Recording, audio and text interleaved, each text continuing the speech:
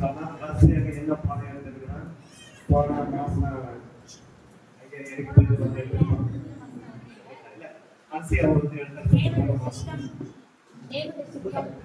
தேவனுடைய pastor Joshua சொல்லி பாடுவாங்க. தேவனுடைய சித்தத்தை குறித்து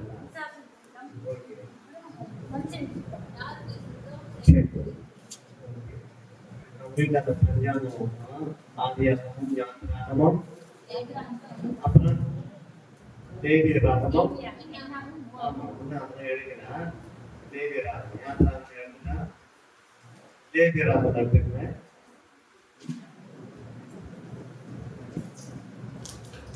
தேவிய ராகம்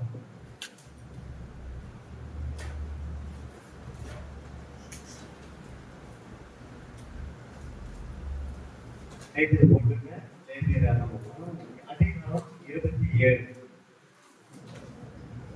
அதிகாரம்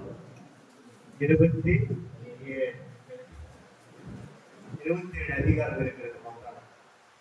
எந்த புத்தகத்துல தேவிய ராகம் யாத்திராமம் 40 இருக்கும். வசனங்கள் மட்டும் 859. ஆசிரியர் மோசே. இந்த புத்தகத்தை அவர்தான் எழுதியிருக்கிறார் மோசே.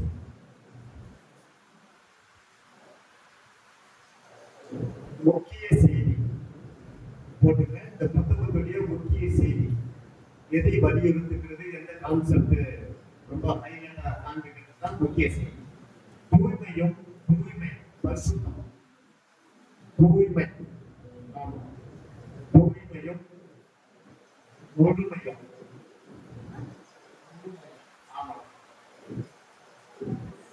தூய்மையும் முழுமையும் முழுமை. சரி, ஒரு பாயிண்ட் எடுத்துக்கீங்க.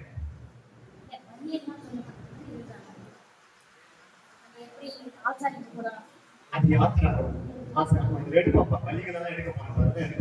முதல் இன்ட்ரோடக்ஷன் பண்ணாங்கன்னா அப்படி உள்ள போய் பார்ப்போம் என்னென்னலாம் உள்ள போய் என்ன நடந்துருக்கு, என்ன ப்ராசஸ்ல வச்சுக்கிறாங்க, ஈஸியா போச்சுக்கலாம். சரி, ஒரு பாயிண்ட் எடுத்தீங்க. முக்கிய செய்தி என்னது? முழுமையும். எந்த புத்தகத்துடைய முக்கிய செய்தி? லேவியராகமம். சரி, ஃபர்ஸ்ட் பாயிண்ட் எழுதிங்க. ஒன்று, தேவன் விரும்பும் தேவன் விரும்பும் தேவன் விரும்பும் விரும்பும் தனி மனித பரிசுத்தத்தை பற்றி தேவன் விரும்பும் தனி மனித பரிசுத்தத்தை பற்றி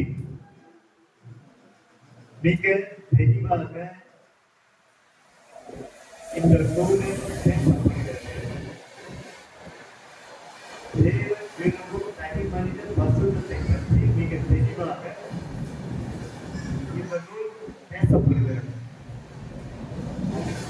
நீங்க சொல்றால் தேவன் விரும்பும் தனி மனித பரிசுத்தத்தை பற்றி, அந்த கொள்கையை பற்றி மிக தெளிவாக பேசப்படுகிறது. எது? செகண்ட் பாயிண்ட், தேவன் பரிசுத்தராக இருப்பதால் தேவன் பரிசுத்தராக இருப்பதால் நீங்களும் பரிசுத்தமாய் இருங்கள் என்ற அழைப்பை முன்வைக்கிறது இந்த புத்தகம். தேவன் பரிசுத்தராய் இருக்கிறபடியால் நீங்களும் நானும் போட்டு புரியும். நீங்களும் நான் பரிசுத்தமாய் இருப்பதற்கு அழைப்பை முன்வைக்கிறது. கடவுள் எப்படி பரிசுத்தமா இருக்கிறாரோ மனிதன் பரிசுத்தம் இருக்க வேண்டும் என்ற அழைப்பு இந்த புத்தகம் முன்வைக்கிறது.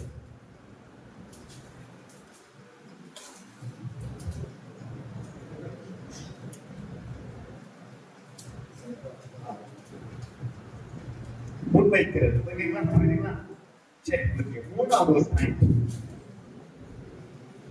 பாவத்தின் பயங்கரத்தை உணர்த்தி ரத்தத்தால் பரிகாரம் பாவத்தின் பயங்கரத்தை உணர்த்தி ரத்தத்தால் பரிகாரம் கிடைக்கும் வாய்ப்பை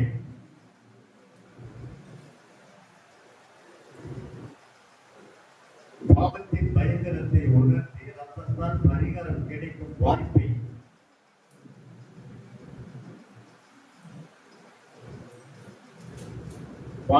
காட்டி பரிகாரம் கிடைக்கும் வாய்ப்பை காட்டி பலியிட அழைப்பு விடுக்கும் இந்த நூல் விளங்குகிறது. மீண்டும் சொல்லுகிறேன், பாவத்தின் பயங்கரத்தை உணர்த்தி ரத்தத்தால் பரிகாரம் கிடைக்கும் வாய்ப்பை காட்டி பலியிட அழைப்பு விடுக்கும் இந்த நூல் விளங்குகிறது.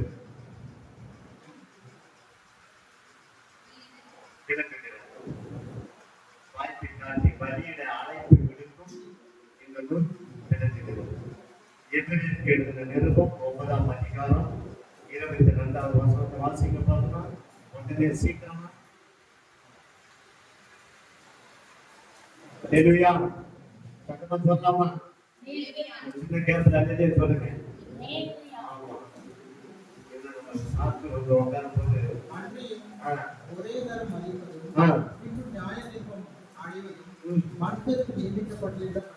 மனுஷனுக்கு நியமிக்கப்பட்டிருக்கிறபடியே அநேகருடைய பாவங்களை சுமந்து தீர்க்கும்படிக்கு ஒரே நேரம் பலியிடப்பட்டு நமக்காக காத்துக் கொண்டிருக்கிறவர்களுக்கு ரட்சிப்பை அருளும்படி இரண்டாம் தரம் பாவம் இல்லாமல் தரிசனமாவார். பாருங்க, ஒரே தருணம் பலிகள் இயேசு கிறிஸ்து. சரி, ஓகே.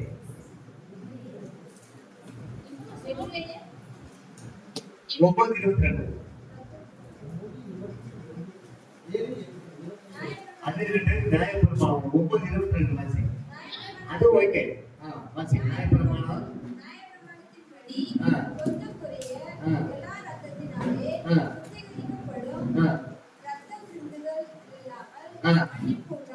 மன்னிப்பு உண்டாகாது. இங்க நம்ம பலிகள் நம்ம ஒரே தரமும் மன்னிக்கப்படுது. இங்க ரத்தம் சிந்துதல் இல்லாம சரி, நம்ம பாசல ஒன்று சொல்லுவோம். ரத்த சிந்துதல் பைபிள் படிக்காது.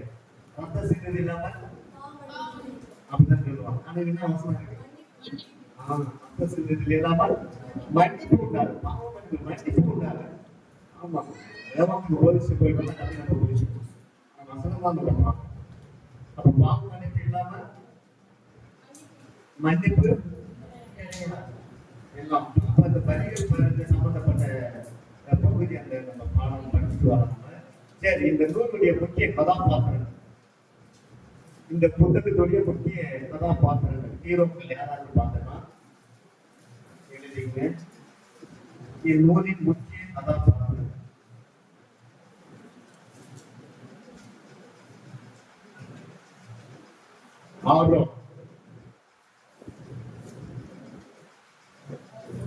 ஆரோன் ஆசாரியர்கள், அடுத்தது லேவியர். ஆரோன் ஆசாரியர்கள், அடுத்தது லேவியர்.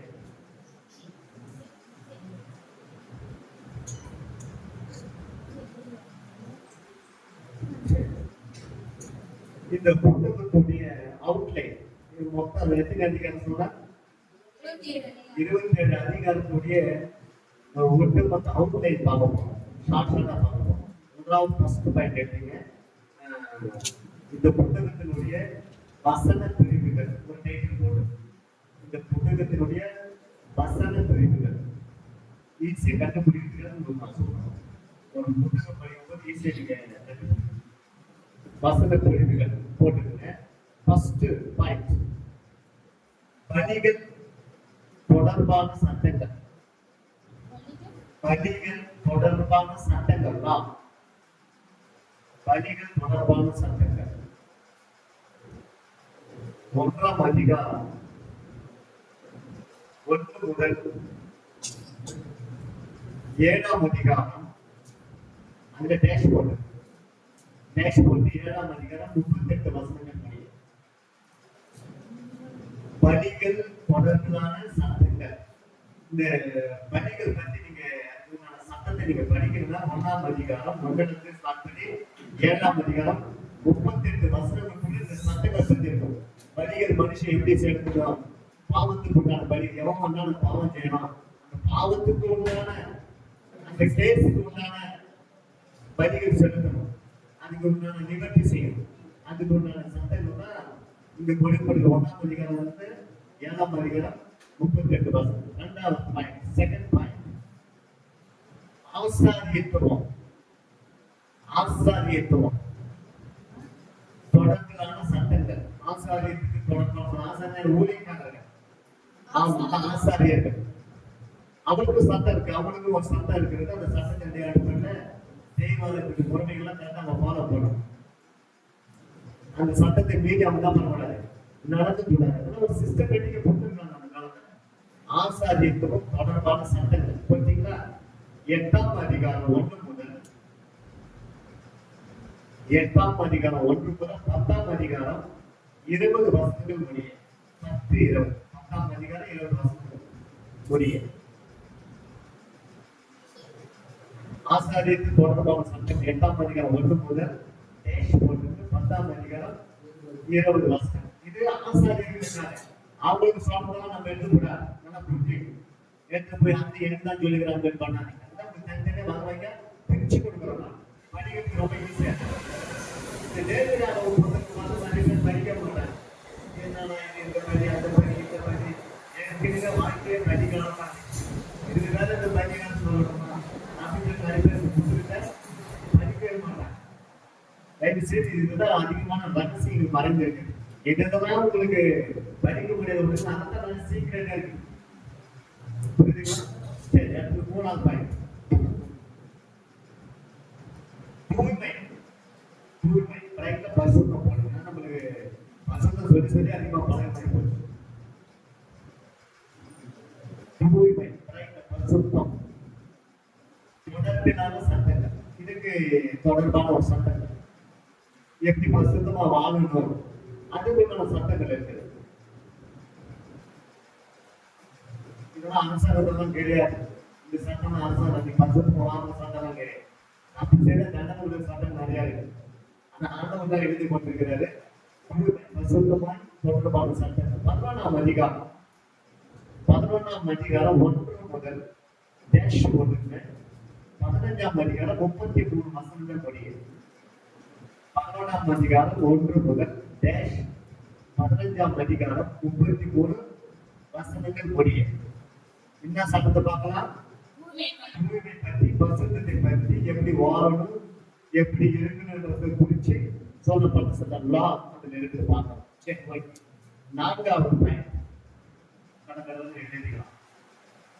பாவ பரிகாரம் தொடர்பான சட்டங்கள். பாவ பரிகாரம், பாவ பரிகாரம் தொடர்பான சட்டங்கள் கிடையாது, கட்டளைகள். பாவ பரிகாரம் தொடர்பான கட்டளைகள் 16ஆம் அதிகாரம்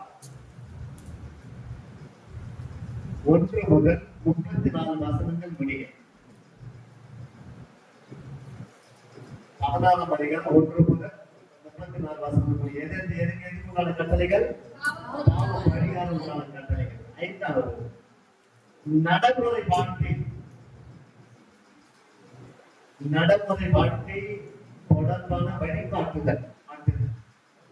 நடைமுறை வாழ்க்கை தொடர்பான வழிகாட்டுதல். எப்படி நடைமுறை வாழ்க்கையில நல்ல வழிகளை எப்படி நம்ம தெரிந்து கொள்ளணும், எந்த வழியில போகணும் என்பதை குறித்து வேதம் நமக்கு அற்புதமான வழிகாட்டுதலா இருக்கிறது. அடுத்தது எடுத்தீங்கன்னா வசனம் அதிகாரம் 17ஆம் அதிகாரம் 1 முதல் 17ஆம் அதிகாரம் 1 முதல் -1 20ஆம் அதிகாரம் 27 வசனங்கள் படி.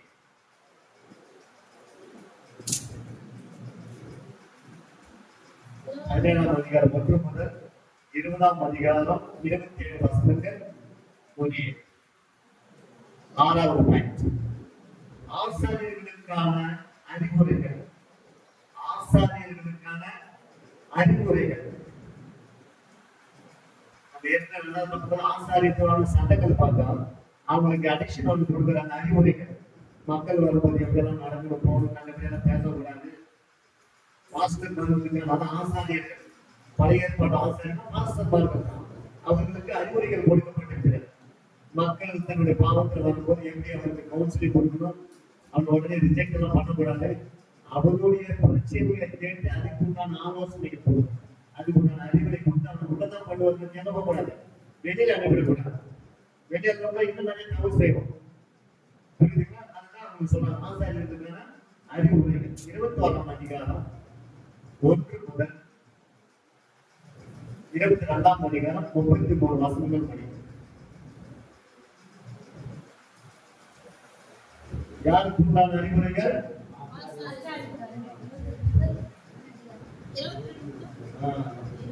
22ஆம் அதிகாரம் 33 வசனங்கள் முடியும். தெளிவா புரியுதா உங்களுக்கு? ஏன்னா அது எழுதி போன நேரம் வேஸ்ட் ஆயிடும். ஏன்னா நீங்க எழுதுறாங்க அதே தான் கரெக்டா சொல்லிட்டு. அடுத்து 7வது பண்டிகைகள். பண்டிகை ஃபெஸ்டிவ். நம்ம நாட்டுல எப்படி ஒரு வருஷத்துக்கு எத்தனை பண்டிகை வருது? இந்து பண்டிகை, முஸ்லிம் பண்டிகை, கிறிஸ்தவ பண்டிகை, அப்புறம் மதத்தினுடைய பண்டிகை தான் நம்ம பார்க்கணும். அது போல பண்டிகைகள், இஸ்ரேலுக்கான பண்டிகைகள். 23ஆம் அதிகாரம் 1 முதல் 25ஆம் அதிகாரம் 55 வசனங்கள் முடிய பண்டிகைகள் பார்த்தீங்கன்னா 23ஆம் அதிகாரம் 1 முதல் 25ஆம் அதிகாரம் 55 வசனங்கள் முடிய. கடைசியாக 8வது தேவ ஆசீர்வாதம். தேவ ஆசீர்வாதம் தொடர்பான சில நிபந்தனைகள். தேவ ஆசீர்வாதம் தொடர்பான சில நிபந்தனைகள். 26ஆம் அதிகாரம் 1 முதல்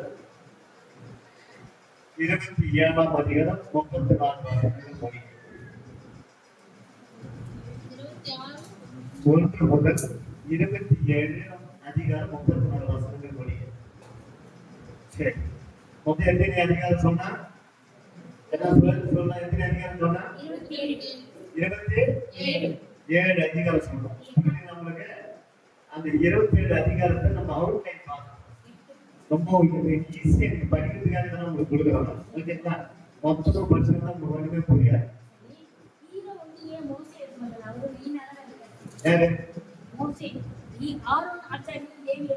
ஆமா,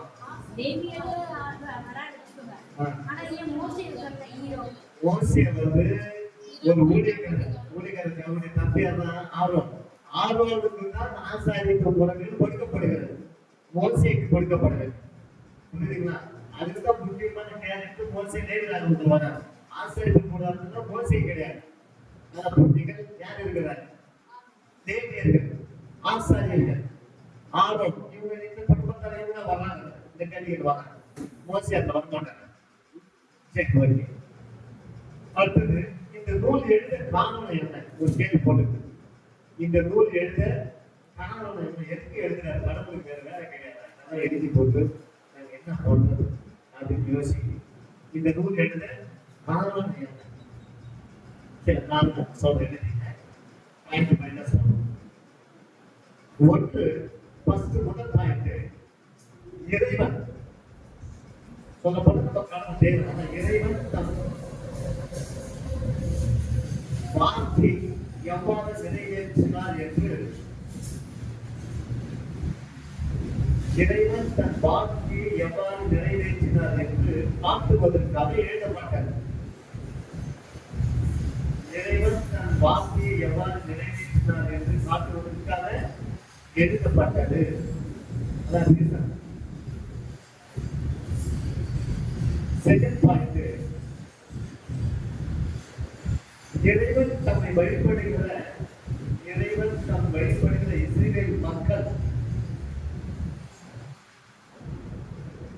இஸ்ரவேல் மக்கள் தூய்மை உடையவராக அல்லது பசுத்தம் உள்ளவராக விளங்க வேண்டும் என்று எதிர்பார்க்கிறார். இறைவன் தம்முடைய வழிபடுகிற இஸ்ரவேல் மக்கள், தேவனை வழிபடுகிற இஸ்ரவேல் மக்கள் தூய்மை உடையவராக, அதாவது பசுத்தம் உடையவராக விளங்க வேண்டும் என்று எதிர்பார்க்கிறார் என்பதை அறிவிப்பதற்காக எழுதப்பட்டது. லேவியராகமம் 11ஆம் அதிகாரம் 45 வசனம் போட்டு 11ஆம் அதிகாரம்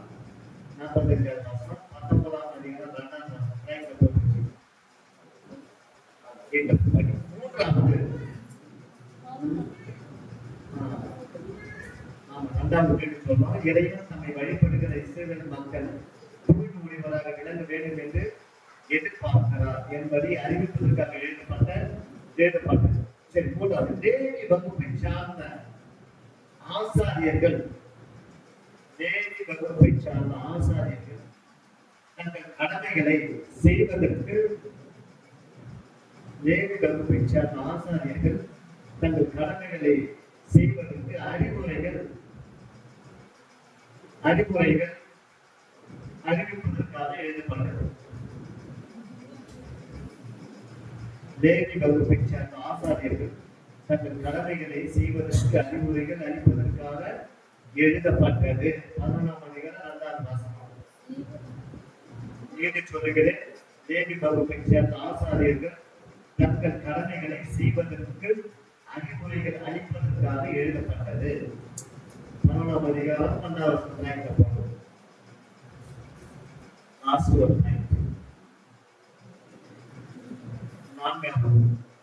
வருகிற மீட்பர்,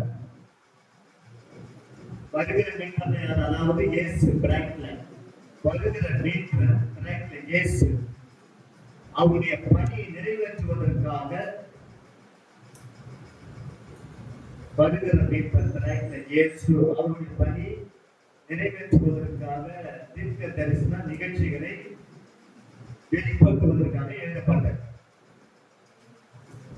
வருகிற மீட்பர் பிராங்க்ல இயேசு கிறிஸ்து போட்டுங்க, இயேசுவோடு போட்டுங்க, அவருடைய பணி நிறைவேற்றுவதற்காக தீர்க்க தரிசன நிகழ்ச்சிகளை வெளிப்படுத்துவதற்காக எழுதப்பட்டது. எபிரேயர் 10:1.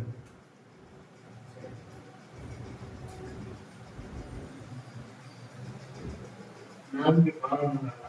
எத்தனை காரணம்? 4 காரணம். நீங்கள் வந்தது என்ன காரணம்? ஒரு காரணம். எத்தனை காரணம் சொல்றீங்க? நிறைய காரணம். சர்ச்சைக்கு வந்தது பெரிய காரணம், பெரிய ரீசன். ஆதியார் பாடத்தை நடந்துட்டு பஸ் ஏறி வீட்டுக்கு வந்து கிளம்பிட்டேன். ஸ்டூடெண்ட் பசங்க அவங்களும் போய் பஸ் ஏறிட்டாங்க. பஸ் ஏறி ஸ்டூடெண்ட்லாம் உட்காந்துட்டாங்க. அவங்க அந்த உள்ள கவுன்சில் ஆச்சு பஸ். ஆதியாரு போனாலும் பார்த்தா மேலே சீட்டிங் கிடைக்கல, ஒன்றும் கிடைக்கல. பார்த்தா ஸ்டூடெண்ட்லாம் உட்காந்துருக்கிறாங்க. ஸ்டூடெண்ட் பார்த்த பையனை பார்த்து படிச்சவங்களாம் சரி என்ன பெரிய போட்டு பார்த்துக்கிறாரு. அவருடைய வாத்தியார் மாதிரி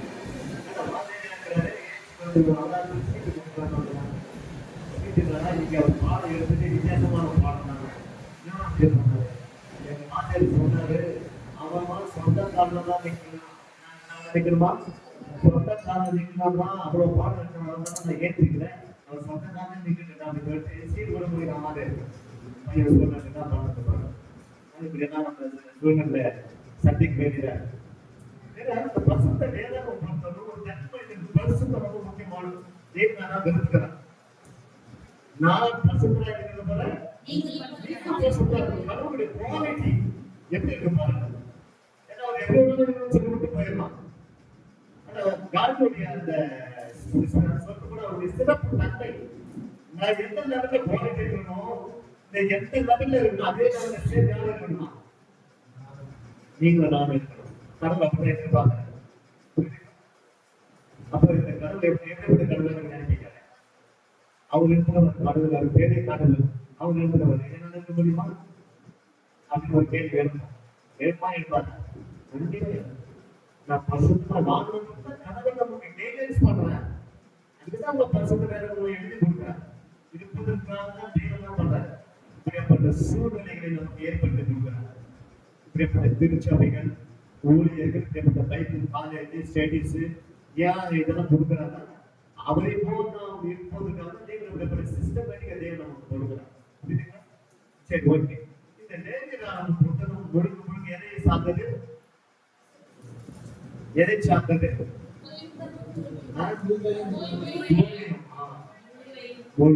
தூய்மை வந்து முழுமை அடையும். அதுதான் தூய்மை. அதிகமா இதுல பண்டிகைகள், பலிகள் இதெல்லாம் கொடுக்கப்பட்டிருக்கிறது. இந்த பலிகளை கொடுத்து அற்புதமா முக்கியமான ஒரு பாடம் இது. உங்களுக்கு நான் சொல்ல விரும்புகிறேன். ஏன்னா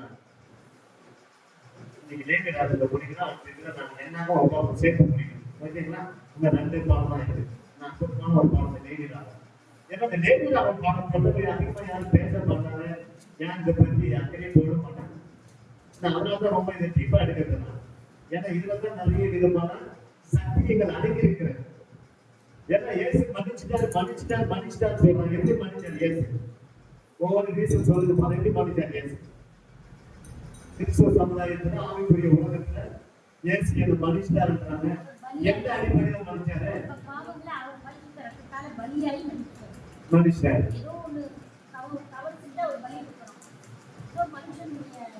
அப்ப மனுஷனா இருக்கும்போது புத்தகங்களோட வாழ்றீங்க. நான் கேட்கிறேன், நல்லா புரிஞ்சுக்கங்க. இது முக்கியமான பாடம்.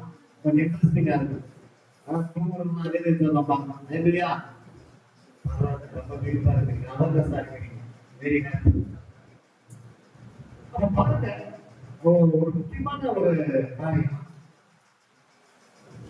அப்ப ஒரு மனிதன் பரிசுத்தம் அடையணும்னா ஒவ்வொரு விஷயம் சொல்லுவீங்க. இது பண்ணணும், அதை பண்ணணும், இது பண்ணணும், இப்படி எல்லாம் சொல்லணும். ஆனா முக்கியமான காரணம் என்ன, நோக்கம் ஒரு மன்னிப்பு அடையும் சொல்றாங்க. எல்லாம் மனுஷன் சொல்லுவோம். ஆனா மக்கள் என்ன பண்றாங்க? இன்னைக்கு உட்புறவுகளோட வாழாங்க. தெரியுமா உங்களுக்கு?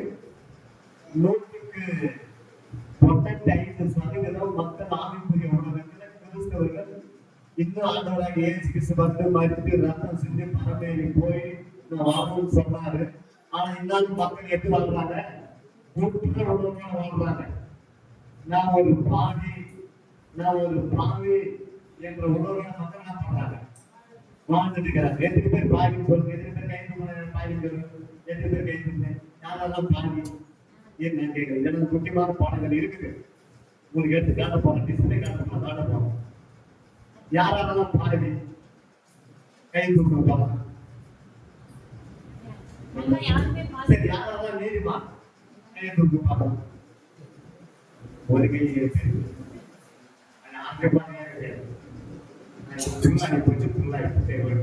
பாருங்க, இந்த கேள்விக்கே இந்த சந்தேகம். யார் பாதினாலும் கை தூக்குற, நீதிமானாலும் அதிகம், ஓட்டு அதிகம் விழல. ஏன்னா ரொம்ப காரணம் என்ன? அது உண்டான சத்தியம் எனக்கு புரியல. அப்ப இயேசு மன்னிச்சுட்டாரு. எப்படி மன்னிச்சிட்டார்?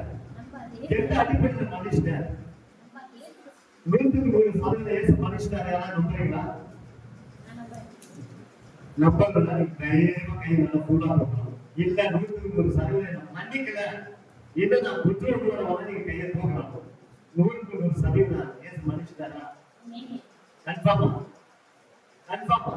ஆதரவுக்கா? ரொம்ப சந்தோஷம். நானே உங்களுக்கு கை காட்டுறேன். நீங்க காட்டலாம். நான் தெரியும் 100% சட்டத்தின் அடிப்படையில் நம்ம மன்னிச்சிருக்கிறோம். நீங்க என்ன பார்க்க போறோம்?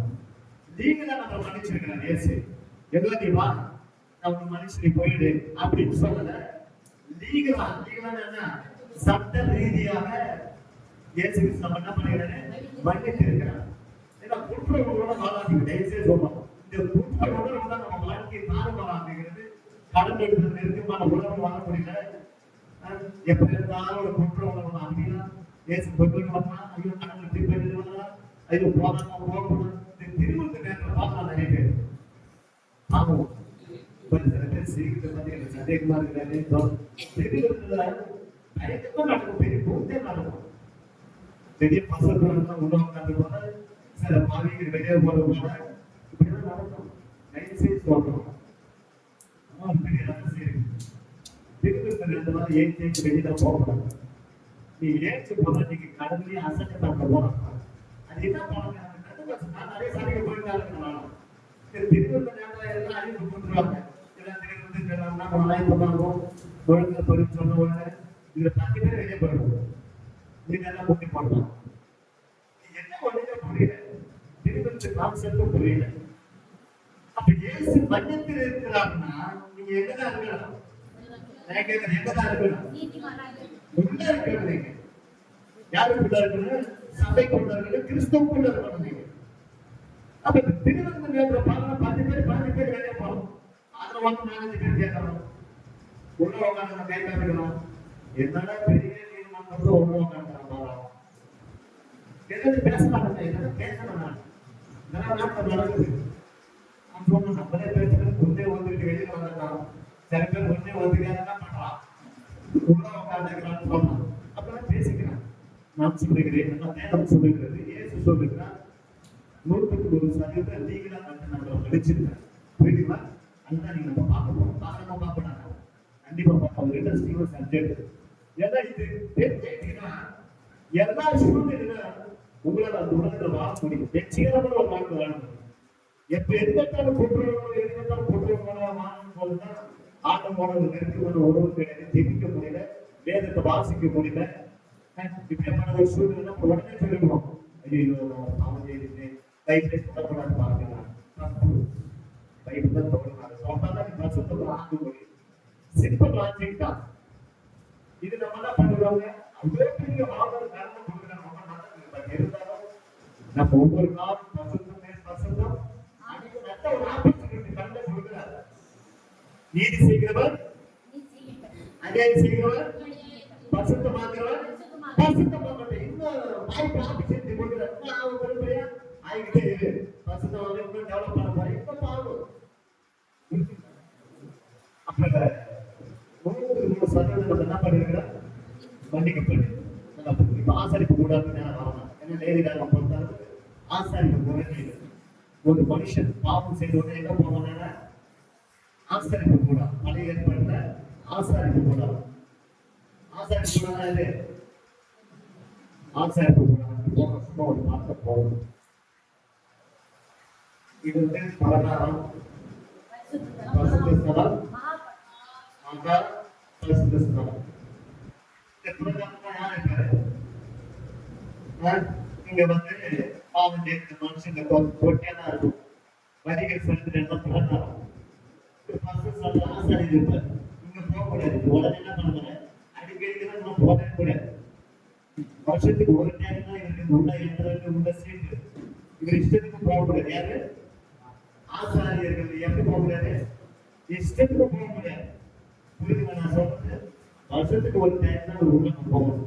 அது வரைக்கும் மக்களை தான் பார்க்கணும். மக்கள் என்னெல்லாம் பாவம் செய்துட்டு வராங்களோ இந்த பாவத்துக்கு நாங்கள் பரிகாரத்தை கரெக்டாக செஞ்சுட்டாங்க, போனாங்க வந்தாங்க, இதெல்லாம் பார்க்கணும். அதே மாதிரி கரெக்டா வஞ்சனை இல்லாம கரெக்டா இருக்கணும். என் சொந்தக்காரனுக்கு ஒரு கண்ணு, அடுத்தது ஒரு கண்ணு, எதிரிக்கு ஒரு கண்ணு. நான் இல்லை நீ கண்டிப்பாக போடணும்.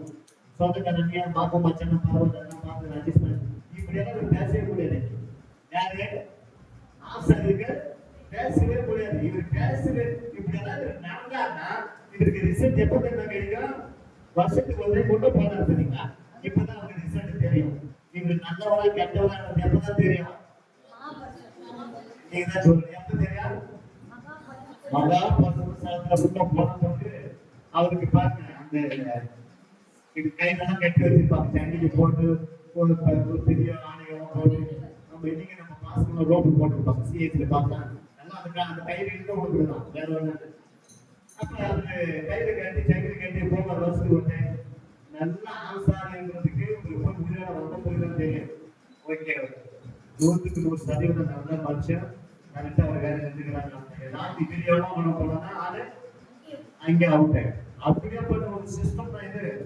ஆசாரிப்பு கூடம். ஆசாரிப்பு கூடம் இங்கிலீஷ்ல சொல்லப்படுறது கோர்ட். எப்படி அது? கோர்ட் வசனமே அப்படிதான் இருக்குது. அந்த ஆசாரிப்பு கூடத்துக்கு இங்கிலீஷ் வேத ஆய்வாளர்கள் டிஃபினேஷன் கொடுக்குறாங்க. வந்து கோர்ட் பண்றாரு. அப்ப இஸ்ரேல் மக்கள் எதெல்லாம் போறாங்க பலி செலுத்த? கோர்ட்டுக்கு தான் போறாங்க. நல்லா புரிஞ்சுங்க. மனுஷன் பாவம் செய்த உடனே போலாம், பலி செலுத்தலாம், மீண்டும் வரலாம், மீண்டும் பாவம் செய்யலாம், மீண்டும் போகலாம், மீண்டும் பாவம் செய்யலாம், மீண்டும் அங்கதான் போட்டுட்டு போயிடலாம். இப்ப உதாரணம் என்ன எடுத்துக்கிறேன், நான் பாவம் செய்திருக்கேன், ஜெயசுதாஸ் நான் பாவம் செய்திருக்கேன். இப்ப கடவுள் கோர்ட்டு ஜட்ஜா உட்கார்ந்து இருக்கிறாரு. இப்ப நான் போய் கேட்கிறேன், இப்ப நீதிபதி கேட்கிறாரு, ஜெயசுதாஸ் பாவம் செய்தான்னு கேட்கிறாரு. ஆமாண்டவரே பாவம் செய்தாண்டவரே, பாவத்துக்கு உண்டான தண்டனை யார் பெற்றுக்கொள்ளணும்? நான் தான் அந்த தண்டனை அனுபவிக்கிறேன்.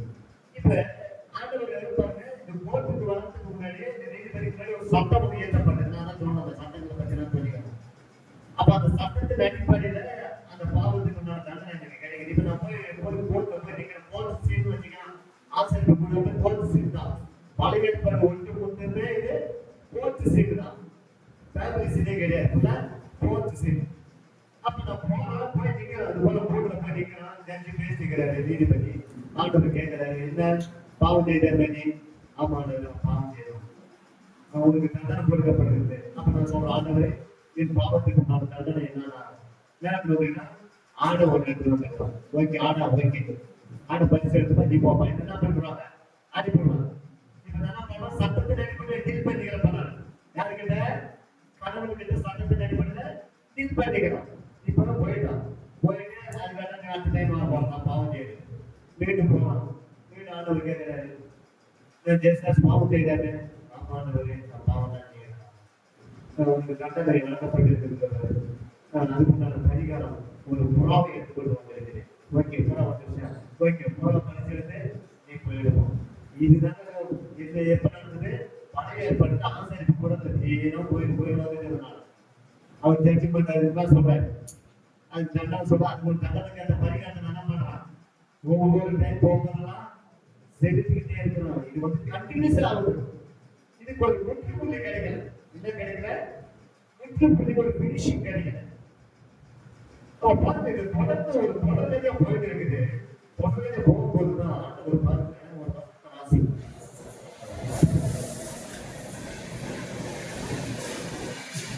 கடவுள் எப்படி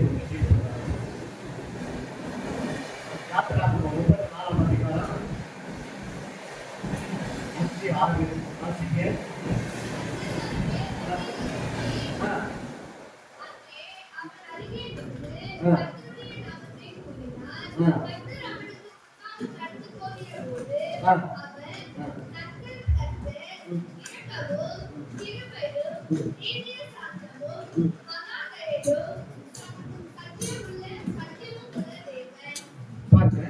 இது ஒரு பாச்சு கடவுள் எப்படி பண்ணுவார் சொல்லுங்க பாருங்க. எனக்கும் கிருபையும் நீடிய சாந்தமும் மகாதயமும் சத்தியம் உள்ளது. இது ஒரு முகம், கடவுளுடைய ஒரு முகம். மறுமுகத்தை பாருங்க, வாசிக்க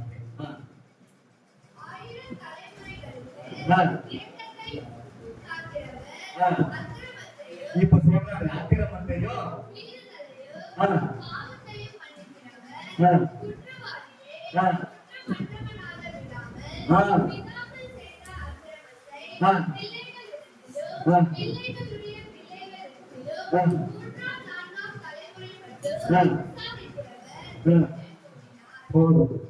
ஒரு பக்கம் என்ன காட்டுறாரு?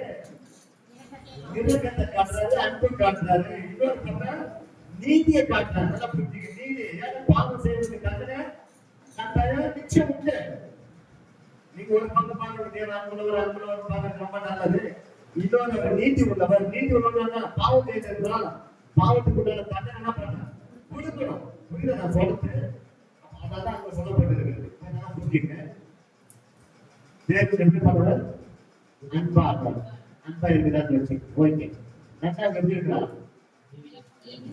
நீதி உள்ளவர். ஏன்னா இவருக்கு போட்ட சட்டம் இப்பதான் இதே கோர்ட்ல வந்து உட்கார ஜட்ஜ் உட்காராரு. ஏன்னா இவர் தான் அந்த சட்டத்தை போட்டவர். இப்ப இந்த சட்டத்தை போட்டவருக்கு சட்டத்தை நிறைவேற்ற உடனே யாரும் கிடையாது, மனுஷன் ஒருத்தவங்களும் கிடையாது. புரியுது நான் சொல்றது? இப்ப இந்த சட்டத்தை போட்டவருக்கு சட்டத்தை நிறைவேற்றுவதற்கு தன்னுடைய சொந்த குமாரனை உங்களுக்கு அனுப்புறாரு. யார் அனுப்புறாரு? யார் அனுப்புறாரு? சொந்த குமாரன் அனுப்புறாரு. ஏன்னா மனுஷன் பாவம் செய்தா மனுஷன் என்ன பண்ணும்? தண்டனை அனுபவிக்க வேண்டும். புரியுது நான் சொல்றது? அப்ப மனுஷன் அனுபவிக்க வேண்டும் என்றால் ஒட்டுமொத்த மனுஷன் எப்படிதான் இருக்கலாம்? தண்டனைக்குள்ளதான் இருக்கணும், பாவத்துக்குள்ளதான் இருக்கணும். ஏன்னா அவனுக்கு மன்னிப்பு தேவைப்படுகிறது. அவனுக்கு என்ன தேவைப்படுகிறது? மன்னிப்பு தேவைப்படுகிறது. அதனாலதான் என்ன பண்றாரு? இப்ப பாருங்க, இப்ப பிதாவாகிய தேவன் சொந்த குமாரனை என்ன பண்றாரு? மனுஷன் அவதாரத்தை நடத்துறாரு. ஏன்னா மனுஷனை மீட்கணும், மனிதனுக்கு மன்னிப்பு தேவைப்படுகிறது. புரியுதுங்களா? அப்ப அப்பதான் சொல்றாரு, நீதி உள்ள தேவன். இப்ப நீதி யார்கிட்ட கொடுக்குறாரு? இயேசு கிட்ட கொடுக்குறாரு. இயேசு கிட்ட செலுத்துறாரு. ஏன்னா அவனுக்கு போட்ட சட்டத்தை யாருக்கு தான் கொடுக்குறாரு? இயேசு தான் தண்டிக்கப்படுறது. புரியுது நான் சொல்றது? நம்ம சீட்டு போக நம்ம தண்டிக்கப்படுறது. பட் இதான் நமக்கு பதிலா யார் வந்திருக்கிறார்? இயேசு வந்திருக்கிறார். புரியுதுங்களா? இயேசு வந்ததுனால அவர் என்ன பண்றாரு? கண்டிக்கப்படுகிறார். ஒரு நிமிஷம் மட்டும் வாசிங்க. வாசிங்க. ஆமா, அந்த 7ஆம் வசனத்தை வாசிங்க. 1000 தலைமுறைகளுக்கு இரக்கத்தையும் காக்கிறார். அதுக்கு மேல பொறுப்பாக வந்து பாருங்க. வாசி வாசி 4ஆம் வசனம் வாசிங்க. கர்த்தர் அவனுக்கு முன்பாக கடந்து போகிற பொழுது அவன் கர்த்தர் இரக்கமும் கிருபையும் நீடிய சாந்தமும் மகாதயையும் சத்தியமும் உள்ள தேவன், 1000 தலைமுறைகளுக்கு இரக்கத்தையும் காக்கிறவர், அக்கிரமத்தையும் மீறுதலையும் பாவத்தையும் மன்னிக்கிறவர், குற்றவாளியை குற்றமற்றவனாக விடாமல் பிதாக்கள் செய்த அக்கிரமத்தை குற்றவாளிகளை விடாமல் பிதாக்கள் செய்த அக்கிரமத்தை பிள்ளைகளிடத்திலோ பிள்ளைகளுடைய பிள்ளைகளிடத்திலோ 3ஆம் 4ஆம் தலைமுறை மட்டும் விசாரிக்கிறவர் என்று கூறினார். அது நீதி தேவனை செய்தார். அப்ப அவர் போட்ட சட்டத்தை அவரே நிறைவேற்றுகிறார். ஏன்னா பாவத்துக்கு உண்டான தண்டனை கொடுத்துதான் ஆகணும். இப்ப அவர் சட்டத்தை போட்டு அந்த சட்டத்தை நிறைவேற்ற போட அவர் நீதி தேவனை கிடையாது. அப்ப அவர் தான் சுயத்துக்கு அந்த சட்டத்தை போட்டு தான் சுயத்துக்கு என்ன பண்ணிடுறாரு? வேலை செய்திருக்கிறான்னு அர்த்தம். அப்ப பாருங்க, இங்க சொல்லப்படுகிறது மனுஷனுக்கு பேதான் ஆசைக்கு போறது பேதான் ஆசைக்கு போனாலும் போட்டுக்கு போயிட்டு வந்துருக்கான். வைத்திய கட்டு போல இந்த வருஷம் நான் வந்துருக்கேன். வைத்திய கட்ட அதே 8 வருஷம் தான் பண்றேன். இதே தேதியில 9ஆம் தேதி என்ன பண்றாங்க? இதே 30ஆம் தேதி 8வது மாசம் 2025 அடுத்து 26 ஒரு வீட்டு எங்க போனோம்? கோர்ட்டுக்கு போகணும். அப்ப மனுஷனுடைய வாழ்க்கை எப்படிதான் இருக்குன்னா தலை குடுத்துதான் போயிட்டு இருக்கலாம். மாட்டு தலைக்கு போன வாய்ப்பு கிடையாது மாட்டேன். ஏன்னா பாவையா இருக்கலாம், குற்றவாளிகளா இருக்கலாம், ஒவ்வொரு ஆண்டும் ஒவ்வொரு வருஷம் தான் பண்றான். போயிட்டு போயிட்டு போயிட்டு போயிட்டு போயிட்டு வந்துட்டு தான் இருக்கிறான். அதை குறித்து வாழ்க்கை போல வாழ்ந்துடுறான். மனுஷனுக்கு ஒரு விடுதலை கிடையாது, மன்னிப்பு கிடைக்கும். இப்பதான் என்ன பண்றாரு? பிதாவாகிய தேவன் போட்ட சட்டத்தை அவங்க என்ன பண்றாரு? நிறைவேற்றுகிறார். யாரு போய் நிறைவேற்றது? நீதிபதியை நிறைவேற்றுகிறார். ஏன்னா முழுதா நிறைவேற்றதுக்கு எந்த மனுஷனும் தெரியாது. அதனாலதான் யார் வர்றது? தேவன் அவரை வாசிக்க ஓசியா 4ஆம் அதிகாரம் 1ஆம் வசனம் வாசிக்கலாம். பாருங்க எவ்வளவு பிரச்சனை இருக்கு பாருங்க. பெரிய வழக்குகள் இருக்குது. ஆண்டவே சொல்ற வாசிக்க ஓசியா 4:1.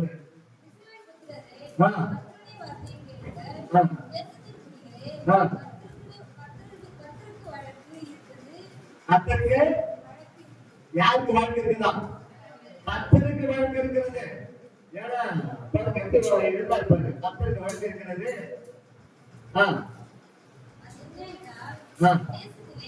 அது என்னன்னா தேசத்திலே உண்மையும் இல்லை,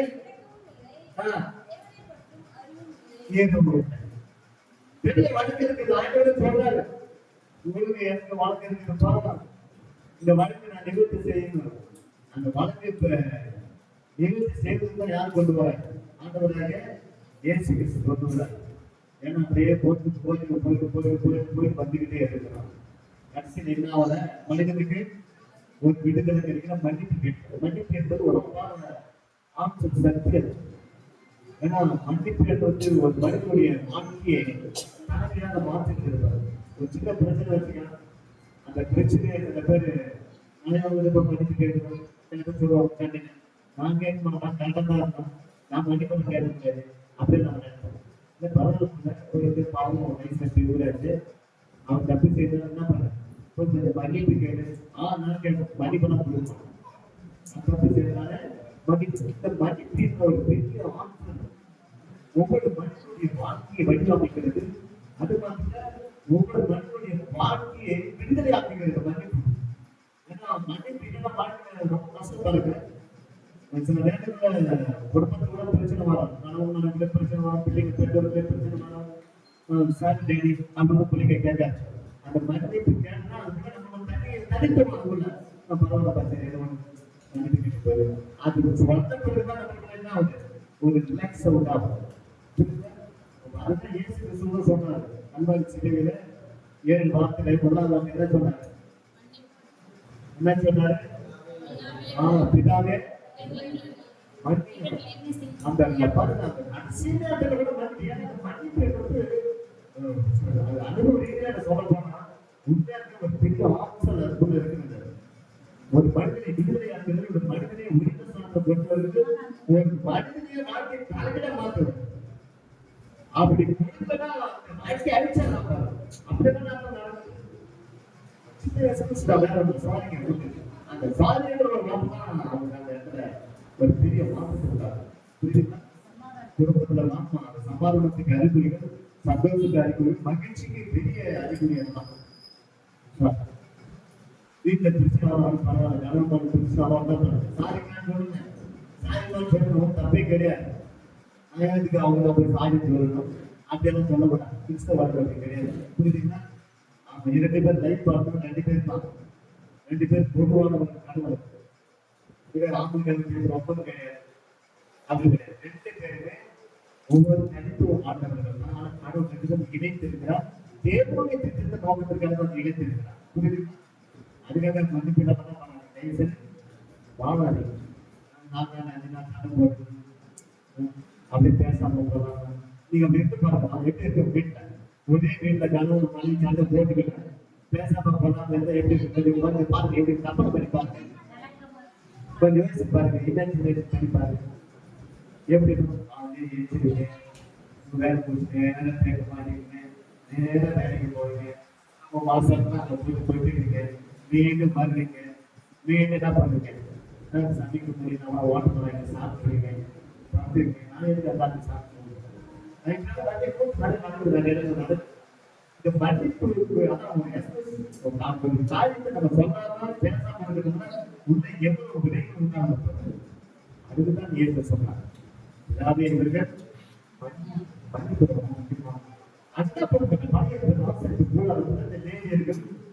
அடிக்கடி வந்து பதிவு செலுத்திட்டு போயிட்டு இருந்தாங்க. ஆனா மன்னிப்பு கிடைக்கிறாங்க. என்ன கிடைக்கல? மன்னிப்பு கிடையாது. பாரம்பரிய வழிகாட்டில் சேர்ந்துட்டு ஒரு பூர்வமான விடுதலாமுக்கு கிடைக்கவே இல்லை. அப்ப ஒவ்வொன்றாவது போறாங்க கிடைக்கிறது. முடிஞ்சுதான் வந்துக்கிறாங்க. ஏன்னா பாவம் பாதிகள் என்ன பண்றது? அப்ப ஆண்டவராக தேடி சொல்லுகிறார், எனக்கு இங்க வடக்கு என்னதுன்னா வடக்கு பாதிகள் வடக்கு இருக்கிறார். வடக்கு பத்தி தான் பேசுறாங்க. ஏன்னா உலகத்துல தேசம் என்ன கிடையாது, உண்மை கிடையாது, இலக்கு கிடையாது, ரெண்டுமே ஆபோசிட். என்ன பண்ணுறது? அதான் வடக்கு இருக்கிறாங்க. அப்ப பேசுற நேரத்துல பாருங்க, ஆண்டவராக தேடி பாருங்க, ஆசை கூட தேவன் மகாபட்சம் சொல்லிட்டு இருக்கிறாங்க. அவர் பார்க்க முடியுமா? பார்க்க முடியாது. அவருக்கு ஒரு ஸ்கிரீன் போட்டாங்க. பட்சத்துக்கு ஒரு ஸ்கிரீன் என்ன இருக்குதுங்க? ஆமா, இந்த ஸ்கிரீன் போட்டு பாருங்க. இப்ப மனுஷன் நேரத்தை யாரும் பார்க்க முடியாது, கடவுளை பார்க்க முடியும். யாரும் யாரும் இப்ப யாரெல்லாம் பார்க்க முடியும்? இவர்தான் பார்க்கணும். இவர் தான் அட்மிட், கடவுளுக்கு அட்மிட் யாரு? இவர் தான் அட்மிட், இவர் தான் மேனேஜர், இவர் தான் பிரதிநிதி, எல்லாம் இவர் தான். எம்எல்ஏ இவர் தான், எம்பி இவர் தான், ஏஎன்டி இவர் தான், எஃப்சி இவர் தான், எல்லாமே டோட்டலா இவர் தான். இந்த கிராமத்து மக்களுக்கு எல்லாமே இவர் தான் ஆசாரியர்கள். இவர் என்ன சொல்றாரோ அதான் நம்ம கேட்கணும். இவர் அங்க போயிட்டு கடவுளுக்கு சொல்லிட்டு பார்ப்போம். இவருக்கு இதுதான் வேலையை. ஆனா பாருங்க, ஆண்டவராகிய தேவன் இந்த போலீஸ் அடிக்கடி போட்டு வரும்போது பார்த்துட்டே போயிட்டு நடந்து போட்டாங்க. இப்ப பார்த்துட்டாரு. அந்த காலத்துல டிராமா போட்டுப்பாங்க. டிராமா எதுவுமே பார்த்து அந்த காலத்துல நாடகம் ஆடுவாங்க. மைண்டுக்கு எப்படி அந்த பழிக்கவே கொண்டு போறாங்க. அந்த காலத்து அவங்க தெரியாது. அந்த காலத்துல அந்த டிராமா போடுவாங்க. ஆட்கள் தெருப்பு தான் வைப்பாங்க, நாடக கதையெல்லாம் வைப்பாங்க. அப்ப இந்த நாடக வைக்கும்போது பாருங்க, ஒரு சீன் முடிஞ்சோம்னா அந்த சீன் பண்ணுவாங்க. லைட்டு ஆமா, லைட் ஆஃப் பண்ணிட்டு ஸ்கிரீன் போட்டு மியூசிக் போட்டு ஓடிட்டு இருக்கும். லைட் ஆஃப் பண்ணிடுவாங்க. அதுக்கு என்ன பண்ணுவாங்க, வேற ஒரு ஸ்கிரீன் மாத்துவாங்க. பழைய ஆட்களுக்கு புதிய ஆட்களுக்கு இப்ப நிறைய ஸ்கிரீன் வேற எதுவும் நாடகம் ஓடிட்டு சீரியல் என்ன வந்து நிறைய நாடகம் ஓடிட்டு இதனால ஈஸியா கண்டுபிடிச்சிடலாம். இப்ப இந்த லைட் எல்லாம் லைட் கரண்ட் போனாதான் வரும். ஆனா அந்த காலத்துல நாடகம் பிராமணமா பார்க்கும்போது ஒரு சீன் முடிஞ்சது அடுத்த சீன் போய் எடுத்த கேப் தான் போடுவாங்க. உடனே லைட் ஆஃப் பண்ணி ஸ்கிரீனை போட்டுருவாங்க. அதே போலதான் பழைய ஏற்பாடு. இதெல்லாம் புரிஞ்சுங்க. அதே சேம் மெத்தட் தான் ஆண்டவர்களுக்கு பழைய ஏற்பாடு. ஒரு போலீஸ் சீன் போட மக்கள் போயிட்டு வந்துட்டே இருக்காங்க. நான் கடைசியில தீபத்தை எல்லாம் மன்னிப்பு கேட்கிறேன். இப்ப இந்த சீன் அப்படி என்ன பண்றாரு மாத்திட்டேன். ஏன்னா இதுக்கு முன்னாடி நான் சொல்லி கொண்டு வந்து என்ன பண்ணிட்டாருன்னா பாருங்க இந்த உலகத்துல பாருங்க உலக சரித்திரத்துல எப்படி அந்த பணமான ஒரு கேப்ல லைட் ஆஃப் பண்ணிட்டு அந்த சீன் மாத்திர போல ஆண்டவனாக இருந்து உலகத்துல லைட் ஆஃப் பண்ணிட்டேன். என்ன பண்றேன் சூரியன் சந்திரன் ஆஃப் பண்ணிட்டேன். ஆஃப் பண்ணி 3 மணி நேரம் சூரியன் எங்கோ எதிர்க்குன்னா அந்த மாதிரி இருக்கிறாரு. ஏன்னா மனுஷன் போலீஸ் போகணும் அதுதான் சீன் வரலாம் பேட்டரி சீன் வரணும். ஏன்னா அப்பா பிதாவே ஒரு உணவுக்குள்ள வரணும். அப்பா ஆண்டவனாக தேவி பிதாவாக தேவி இந்த உலகத்துல ஒட்டுமொத்த உலகத்தையும் என்ன பண்ணாரு ஆம்பேட் வச்சாங்க. ஏன்னா பயங்கரமா நடக்குது இருள். அது இருளன்னா நடந்துருக்கு ஏசு பாருங்க. ஏன்னா அது ஸ்கிரீன் போடணும் அந்த லைட் போடணும். ஒரு இருள என்ன நடந்தது ஆய்வாளர்கள் சொல்றாங்க இயேசு நடந்துகிறார் அந்த கல்வாரி சிலுவையில என் தேவனை ஏன் என்னை கைவிட்டு அதெல்லாம் எப்ப நம்ம எந்த நாட்கள் தியானம் பண்ணலாம். அப்ப நடந்துகிறார் கூட்டிக்கிறார் இது ஃபுல்லா இவ்வளவு நடக்குது. என்ன நடக்குது? ஏன்னா ஒட்டுமொத்த மனுக்குலத்தின் பாவத்தை ஆண்டவராகிய இயேசு கிறிஸ்து கல்வாரி சிலுவையில் என்ன பண்றாரு என்னத்தை அனுபவிக்கிறார். சைக்கிள் சொல்லுது 10% தான் நமக்கு பேஷன் கிரைஸ்ட் ஒரு படம் கொடுத்துருக்கிறாங்க. ஏசுக்கு சார்ஜர் அடிக்கிறது போட்டு எல்லாம் எப்படி பர்சன்டேஜ் 10% 90% அரசாங்கம் நம்ம தடை செய்யப்பட்டிருக்கிறது. ஏனென்றால் இதை பார்த்தா மக்கள் இன்னும் அதிகமான பாதிப்பு உண்டாகும் மன வியாதியமான உண்டாகும் அப்படின்னு சொல்லிட்டு 10% தான் நம்மளுக்கு கொடுத்துருக்கிறாங்க. அந்த அளவுக்கு அந்த சார்ஜர் அடிச்சு எடுத்தாங்கன்னா அந்த சிவரெல்லாம் அப்படின்னு தீர்த்து பாயணும். சரித்திரத்தில் இருக்கு. அது படிக்கும் போது நானும் அவருக்கலாம் ரோட்டரி பொறுமையா பாருங்க அந்த இருள நடக்கிறது உலகமே இருள இருக்கு. ஏன்னா ஒட்டுமொத்த பாவம் என்பது இருளை குறிக்கிறது.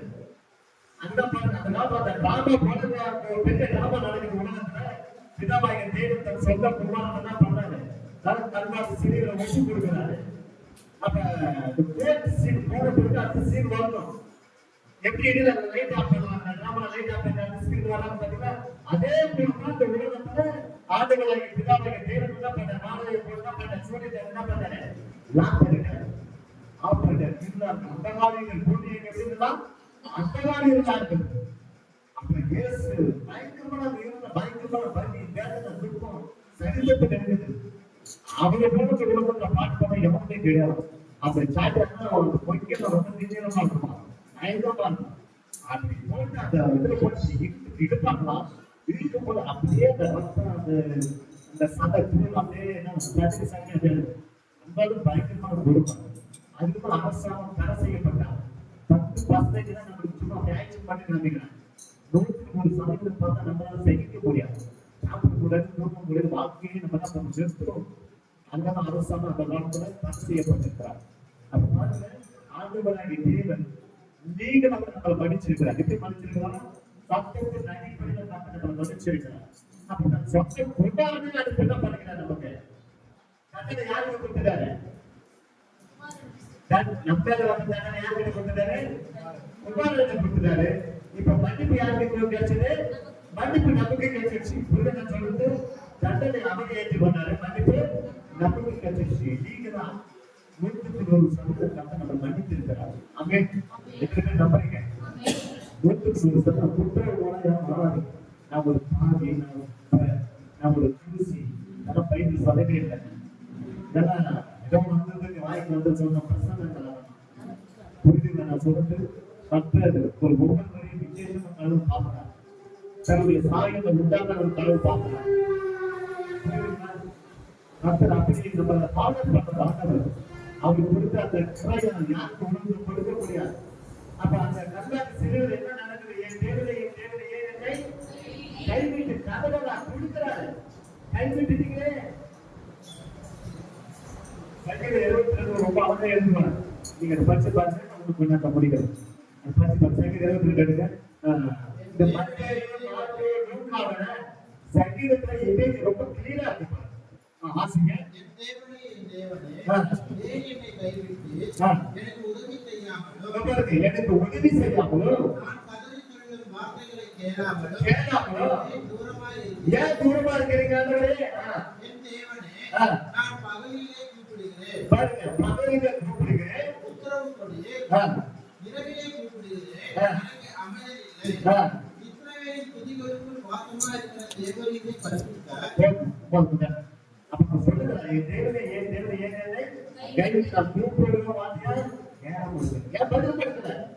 ஏன் ரிப்ளை கொடுக்கல? அவ்வளவு ஒரு பொறுமை அனுபவிச்சிருக்கிறார் இயேசு. நல்வாழ்வு செய்திகள். சும்மா ஏதோ நம்ம 2 நாட்கள் அப்புறம் உட்காந்துக்கிட்டு நீ 7 மாசம் வாழ்க்கை தேவையிட்டு கிடையாது. புரியுதுங்களா? நீங்க லிட்டரா எடுத்து போய் பார்த்தா நம்மளால சாப்பிடவே முடியாது. அந்த சரித்திரம் பார்த்து எல்லாரும் என்னப்பா இவ்வளோ பெரிய பாடுகள்லாம். அப்போ சட்டம் போட்டவர் யாரு? தேவன், பிதாவாகிய தேவன். அந்த சட்டத்தை யாரெல்லாம் நிறைவேற்றினாரு? அவரே நிறைவேற்றுகிறார். ஏன்னா அவர் சட்டத்தை போட்டு நிறைவேற்றின ஒரு கடவுள் கிடையாது. புரியுதா நான் சொல்றது? அவர் அன்பு சொல்ல முடியாது, நீதி இருப்பவரும் சொல்ல முடியாது, இருக்கப்பட்டவரும் சொல்ல முடியாது. அப்ப சட்டத்தை போட்டு தன் சட்டத்தையே என்ன பண்ணாரு? அவரே நிறைவேற்றுகிறார். தன் சொந்த குமாரனை வச்சு நிறைவேற்றுகிறார். ஏன்னா அந்த இடத்துல நான் அடிப்பாட வேண்டும், நீ அடிப்பாட வேண்டும். அந்த காலத்துல யாரும் அடிப்படுகிறார்? அந்த இயேசு கிறிஸ்து. அதுதான் உலகத்துல லைட் ஆஃப் பண்ணிட்டேன். ஏன்னா அடுத்த ஸ்கிரீன் வரணும். ஏன்னா போலீஸ் நல்லா பண்ணாங்க, முடிஞ்சு போச்சு. போலீஸ் முடிஞ்சு போச்சு. இப்ப அடுத்த கட்டத்துக்கு வந்துட்டாரு. அதுக்குதான் இயேசு ஜெபிக்கும் போது சொல்றாரு, வசந்த ராசிங்க மத்திய சுவிசேஷம் 6ஆம் அதிகாரம் 9-10 வாசிங்க. இப்ப பாருங்க, ஒரு நிமிஷம் ப்ளீஸ் லிசன். நல்லா பாருங்க. பழைய ஏற்பாடு எல்லாமே என்ன செய்யுது? போச்சு. பழைய ஏற்பாடு எல்லாமே நல்ல மைண்ட்ல வச்சுங்க. பழைய ஏற்பாடு பொறுத்து படிக்கும்போது எல்லாமே என்ன செய்யுங்க? போச்சு. ஏன்னா அங்க வந்து மனிதனுக்கு விடுதலை கிடையாது, மன்னிப்பு கிடையாது. இப்ப கோர்ட்டுக்கு போறீங்க, கோர்ட்டுக்கு போன உடனே சொந்தக்காரங்க நீதிபதி என்ன பண்றாரு? சொல்லுவாங்க அங்க வந்து இந்த கோர்ட்டுல மன்னிப்பே பார்க்க முடியாது, அன்பே பார்க்க முடியாது, இலக்கத்தை பார்க்க முடியாது. எந்த கோர்ட்ல? நம்ம வாழ்ற இந்த உலகத்துல கோர்ட். நல்லா புரிஞ்சுக்கணும். அந்த கோர்ட், இந்த கோர்ட்ல உட்கார்ந்து இருக்கிறார். அவருக்கு பேர் என்ன பேரு? சட்டமா சொல்லுங்க. என்ன பேரு? நீதிபதி. அவர் பேர் என்ன? நீதிபதி. அன்புபதி சொல்லல. என்ன பேரு? அன்புபதி கிடையாது, அவர் நீதிபதி. புரியுதுங்களா? அந்த நீதிபதி சொல்லிட்டு சொந்தக்காரங்க போல ஒன்றும் பண்ண முடியாது. அங்க பேசக்கூடிய அன்பு காட்ட முடியும், பக்கத்து வீட்டுக்காரங்க. அதனால அங்க போய் அன்பு காட்ட முடியுமா? இந்த கோர்ட்ஸ் அன்பே பார்க்கவே முடியாது, இலக்கத்தை பார்க்க முடியாது. சட்டம் தான். புரியுதுங்களா? இந்த கோர்ட்டே எப்படி இருக்குன்னா, சுப்ரீம் கோர்ட் எப்படி இருக்க முயற்சி பாருங்க. சட்டத்தை போட்டது அவர்தான், சட்டத்தை நிறைவேற்றுவது யாரு? அவர்தான். என்ன போட்ட சட்டத்தை அவரே நிறைவேற்றுகிறார். தன்னுடைய சொந்த குமாரனை உங்களுக்கு அனுப்பி நிறைவேற்றுகிறார். அதுதான் கல்வாரி சிறுவர் கதறுகிறார். என் தேவனை ஏன் என்னை என்ன பேர் வந்துதா? வேறு பேர் வந்துதா? ஏன் வரல? ஏன் இதுக்கு கூட ஏது சொல்றாரு? என் பிதா என்ன சொல்றாங்க? நான் பேசிருக்கிறேன், நான் சுயமா பேசுறேன், நான் அவர் ஒன்றா இருக்கிறேன். பிதா சொன்னதா? ஏசு பூர்வத்தில் மக்கள் சொல்றது, நான் என் பிதா ஒன்றா இருக்கிறான், நான் சுயமா பேசுறேன். அவர் என்ன சொல்றாரு? அதுதான் சொல்றாரு. அப்படியே அந்த கல்வியார் சிறுவர் மட்டும் பதில் கிடைக்கல. பதில் ஏன் கிடைக்கல? அவருக்கு சொல்லுங்க. வேலை கொடுக்கலாம்.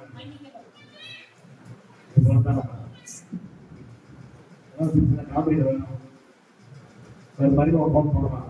காமெடி இருக்கு. அப்ப பொண்ணு சரியில்லை, 10 பைசா கூட உங்க பொண்ணு சரி புரோஜனமே கிடையாது, வந்து இட்டு போறோம் அப்படின்னு சொல்லி மருத்துவம் போன் பண்ணணும். மாமியார் சொல்லுது, அவன் 10 பைசா புரோஜனம் கல்யாணம் பண்ணி கொடுத்துருக்கான். அவருக்கு எப்படி இருக்கு? வாழ்க்கை சிந்திக்க வேண்டியது. ஏன் பதில் கிடைக்கல? ஆனது என்ன? இயேசு ஒன்றாடுறாரு, நான் சிறுவா பேசுறாரு. ஆனா அந்த இடத்துல பாருங்க, உலகம் ஒட்டுமொத்த உலகம் பரலோகத்திலிருந்து சுப்ரீம் கோர்ட் பதில் வந்து நீதிபதியாக இருக்கிறாரு. தன் குமாரனை அனுப்பி நிறைவேற்றுகிறாரு, வந்துருக்கிறார். ஏன் தூரமா இருக்கிறீங்க? ஏன் வார்த்தை கேளாம இருக்கிறீங்க? செகண்ட் ரொம்ப அளவே எடுத்துக்கிறார். மத்திய நல்லபடியாக பார்க்க முடியாது. மத்திய ஷார்ட்டா இருக்கும். என் தேவனை நான் கைவிட்டு தான் இருக்கேன். ஆனா கிறிஸ்து ரொம்ப அழகா எழுதியிருக்கிறேன் சங்கீதக்காரன். ஏன் பதில் கிடைக்கலன்னா ஏன் பதில் கிடைக்கல சொல்லுங்க. நமக்காக ஒரு பதிலாக வேண்டிட்டு ஏன் பதில் கிடைக்கலன்னா யாரு பதில்? இயேசுவே பதில். அதான் அந்த பதில் வாங்க. ஏன்னா நமக்கு பதிலாக தான் யார் வந்தாரு? இயேசு வந்தார். அதனாலதான் பிதாவாகிய தேவன் தன் குமாரன் கதப்படுறதுனா கிடைக்கல பதில் கொடுக்கல. ஏன்னா நமக்கு பதிலாக அவர் அனுப்பினார். அவரே தான் பதில். புரியுதா? அதனாலதான் நாங்க பதில் கிடைக்கும். ஏன்னா அவர் பதிலாக வந்ததுதான் இயேசு. அப்ப பாருங்க, உலகமே 3 நாள் எகிப்துல பார்க்கும்போது 3 நாள் அந்த காலம் பாரு அங்கேயும் பாருங்க. அதெல்லாம் ஒரே சிச்சுவேஷன் தான். இஸ்ரேல் ஜனங்கள் விடுதலையாக்குவதற்காக எகிப்துல 3 நாள் காசு யாத்திரை அவங்க எடுத்துக்கிறாங்க. பாவம் வந்துட்ட போராடுறதே இஸ்ரேல் ஜனங்கள் விடுதலையாக்கும் போது விடுதலை கைப்பற்று எல்லாம் ஒரே பேக்கேஜ் தான். புரிஞ்சுக்க சொல்றது. அப்ப ஆண்டவராகிய தேவன் பழைய ஏற்பட்ட கொடுக்குங்க எல்லாமே ஆசரிக்க கூடாது. கோர்ட்டுக்கு போயிட்டு வயிற்று கட்டிட்டு கிடைக்க ஓடிதான். நமக்கு மன்னிப்பும் கிடையாது, விடுதலும் கிடையாது, ஒண்ணும் கிடையாது. பாவம் சேர்த்து போறது ரோமன் கட்டிக்கிற பாவம் ஆசை. வாரம் போயிட்டு போனாங்க. மூச்சு போட்டு பாவம் செய்து போயிட்டு பாவம் சொல்லிட்டு பத்தாண்டி நான் போய் சொன்னாண்டி நான் ஜாமி அவர் ஏதாவது சொல்லுவாங்க. கத்த கருத்து ஜமம் போகணும், மக்கள் வந்து ஜமம் போய் சொல்லிட்டு போவாங்க. அந்த அனுபவம் வச்சுக்கிறேன். சொல்லலாம் நான் இன்னும் வந்தோம் வாரம் இதே தான் போய் சொல்லி கட்டணும். திடீர்னு பார்த்தோம் சாமியாருக்கு போய் சொல்றதோட சைலண்டா கட்டணும். ஏன்னா நான் அதே தான் கோயில் கட்டணும், அவரும் அதே தான் கோயில் கட்டுறாரு. எங்களுக்கு போய் தான் கிடையாது, வேறு பகுதி எதுவுமே கிடையாது. அதுல நான் சொல்றது சாமியாருக்கு சொல்லக்கூடாது. உனக்கு போய் தான் பண்ணிடலாம். அப்பா மட்டும் வாங்கிக்கலாம், வாரம் அப்பா வாங்கிக்கலாம். இதுதான் நடந்துட்டு பழைய படிப்பு தான் நடந்தது. ஆனா புதிய ஏற்பாட்டுல ஆண்டவராகிய தேவன் இயேசு கிறிஸ்து பாருங்க, பிதாவாகிய தேவன் அந்த கோர்ஸ் என்ன பண்ணாரு? ஸ்கிரீன் என்ன பண்ணாரு? அந்த பாருங்க, அந்த ஸ்கிரீன் என்ன ஆயிடுச்சு? இந்த ஸ்கிரீன் என்ன ஆயிடுச்சு? அந்த டிஜிட்டல். இந்த ஸ்கிரீன் என்ன ஆயிடுச்சு? அந்த கிழிக்கப்பட்டது. இல்லைன்னா இப்ப கோல்டு சீடு முடி போச்சு. என்ன சீடு முடி போச்சு? கோல்டு சீடு முடி போச்சு. இப்ப இது யாரு கிடையாது? யாரு கிடையாது? இப்ப நீங்க என்ன பண்ணலாம்? எப்போனாலும் போகலாம். ஹாஸ்பிட்டல்ல போயிடலாம். 24 hours 7 நாள் மருத்துவம் திருமணத்துக்கு போடுவாங்க. அது போல 24 மணி நேரமும் ஒவ்வொரு நாளும் நீ கடவுள் நேரடியாக போகலாம். அதுதான் இயேசு புதிய ஏற்பாட்டுல வரும்போது அற்புதமா ஜெபிக்கிறார். இப்ப வாசிங்க, மத்திய 6 வாசிங்க. இப்ப சொல்ல பாருங்க.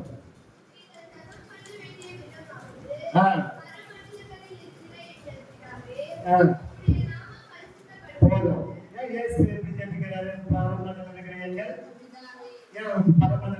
தேவரே, பரமண்டல கத்தாரே, பரமண்டல ரசிக்கிறேன்னு சொல்லியிருக்கிறாரு. ஏன் இயேசு இப்படி ஜெபிக்கிறாரு? எப்ப கேள்விப்பட்டிருக்கீங்க? எப்ப யோசிக்கிறீங்களா நீங்க? ஏன் பரமண்டல பிதாவே சொன்னாரு? பழைய பட்ட நிறைய இருக்கு. கத்தர் இருக்குது, தேவன் இருக்குது, ரட்சகர் இருக்கிறது, கத்தாதி கஷ்டம் இருக்குது, நிறைய இருக்குது. ஏன் சொல்றாருன்னா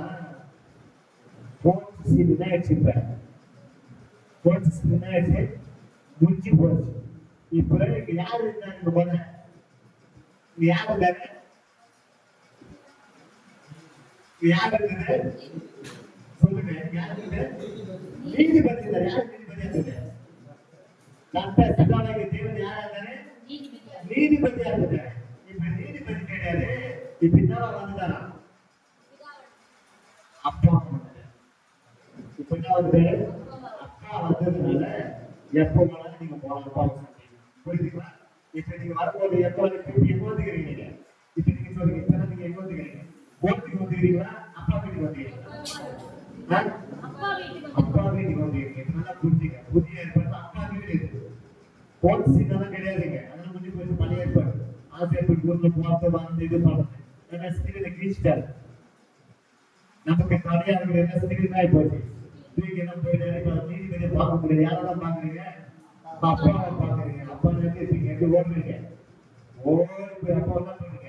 கட்டி கையில் மொத்தம் பண்ணுறீங்க. அப்பா ஒரு ஒப்பந்தத்தில் ஆரம்பத்தை கொண்டு வந்துட்டார். ஆமே, எத்தனை பேர் நம்புறீங்க? ஆமா, இப்ப போய் கோர்ட் சீட்டு போய் உட்காந்துக்கிட்டு எப்ப பார்த்தாலும் நான் பாருங்க ஆனவரே, நான் தூசி ஆனவரே, நான் குப்பா ஆனவரே இதெல்லாம் சொல்லி உட்காந்து அழுவு கொஞ்சம் அழுவு போனேன். தைரியம் போனேன். அப்பா வீட்டுக்கு போலாம். ஞாயிற்றுக்கிழமை ஆலயத்துக்கு வந்து எங்க வருவீங்க? அப்பா வீட்டுல வந்து அழைத்து வருவீங்க. நான் கேட்கிறேன், அப்பா வீட்டுல வருவீங்களா? சந்தோஷமா வரும். சந்தோஷமா இருக்கு, ஹாப்பியா இருக்கு. ஒவ்வொரு வாரம் ஞாயிற்றுக்கிழமை வரும்போது முதல்ல வந்து எங்க பார்த்து அப்பா வீட்டுக்கு போறவங்க முதல்ல அவங்க வரணும். சரியான நேரத்தில் வந்து என் அப்பாவை சரியான நேரத்தில் க்ளீன் பண்ண போறோம், என் அப்பாவை சந்திக்க போறோம், என் அப்பா வீட்டோட பாட்டு பாட போறோம் தான் பண்ணணும். புதிக்க போறோம், புது போறோமா மகிழ்ச்சியா கொண்டாடுறோம். ஒரு 4 ஆண்டு நமக்கு நல்ல வாய்ப்பு கொடுத்திருக்கிறார். நீங்களும் நமக்கு மன்னிப்பு கிடைச்சிருச்சு பாருங்க. கிடைச்சதே கிடைக்கலையா? கல்பாக்கு சிறு எல்லாமே தோணும் க்ளோஸ் பண்ணிட்டேன். இப்ப கோர்ட் சீட் கிடையாது, இப்ப ஃபேமிலி சீட் வந்துச்சு. என்ன சீட் வந்துச்சு? ஸ்கிரீனை மாத்திட்டேன். இந்த பழைய ஸ்கிரீன் என்ன பண்ணாரு? இப்ப சொல்லுங்க, இந்த பழைய ஸ்கிரீன் என்ன பண்ணாரு? நல்லா கிழிச்சிட்டாரு. அவ்வளவுதான் முடிஞ்சு போகுது. இப்ப ஸ்கிரீனே கிடையாது. இப்ப ஃபேமிலி அப்பா மகன் என்ற ஒரு உணர்வுக்குள்ள வந்துட்டாங்க. இப்ப தாராளமா கடவுளை பேசலாம், எளிய பேசலாம், எப்போ பேசலாம். இதுக்கு தடவை கிடையாது. புரியுது? நான் சொல்றேன், ஒரு பாவத்தை கடலில் ஆழ்ந்து போட்டான் சைக்கிள்காரன் சொல்றான். புரியுதுங்களா? ஆண்டுக்கு பாட்டு நம்புறாங்க சான்ஸ் கிடையாது. இன்னொரு சொன்னாங்க, உன் பாவத்தை பின்னால சொல்லுங்க, முடிவுக்கு பின்னால. ஆமா, முடிவுக்கு பார்க்க முடியுமா? ஆடமோது நீங்க பார்க்காதே இருக்க போடுவாங்க. ஆமே, ஏன்னா நீங்க நம்பாக்க போய் வீடு பார்த்துருக்கீங்க. ஐயோ பாதி ஆனது விவாதத்தை சாட்சி சொல்றதா பெரிய கூட்டம் நடக்குது. பழைய 50 வருஷம் கதையெல்லாம் கொண்டு வந்து போட்டு அடிச்சு கேட்கிறவங்களும் போயிடுவாங்க, இவங்களும் நோக்க வச்சிருவாங்க. தயவுசெய்து சொல்றோம், அப்படியெல்லாம் போட்டு என்ன பண்ணாங்க? அதற்கு பந்துட்டணும். புரியுதுங்களா? அதற்கு பந்துட்டணும். எவ்வளவு புரியல என்ன உண்மை, எவ்வளவு சேர்த்து நிச்சயம் உண்மை. புரியுதுங்களா? பெருமாத்மா வாங்க உண்மை.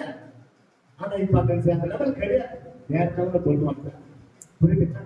இப்ப அப்பா இருக்கிற உறவுக்கு வந்துட்டாங்க. மன்னிச்சிட்டாரு, லீகல் படி மன்னிச்சிட்டாரு. எங்க போனாலும் சேரும். என்ன பண்ண, எங்க போனாலும் சேரும். அதுதான் புதிய ஏற்பாடு சொல்றோம். அப்பா பிதாவே என்று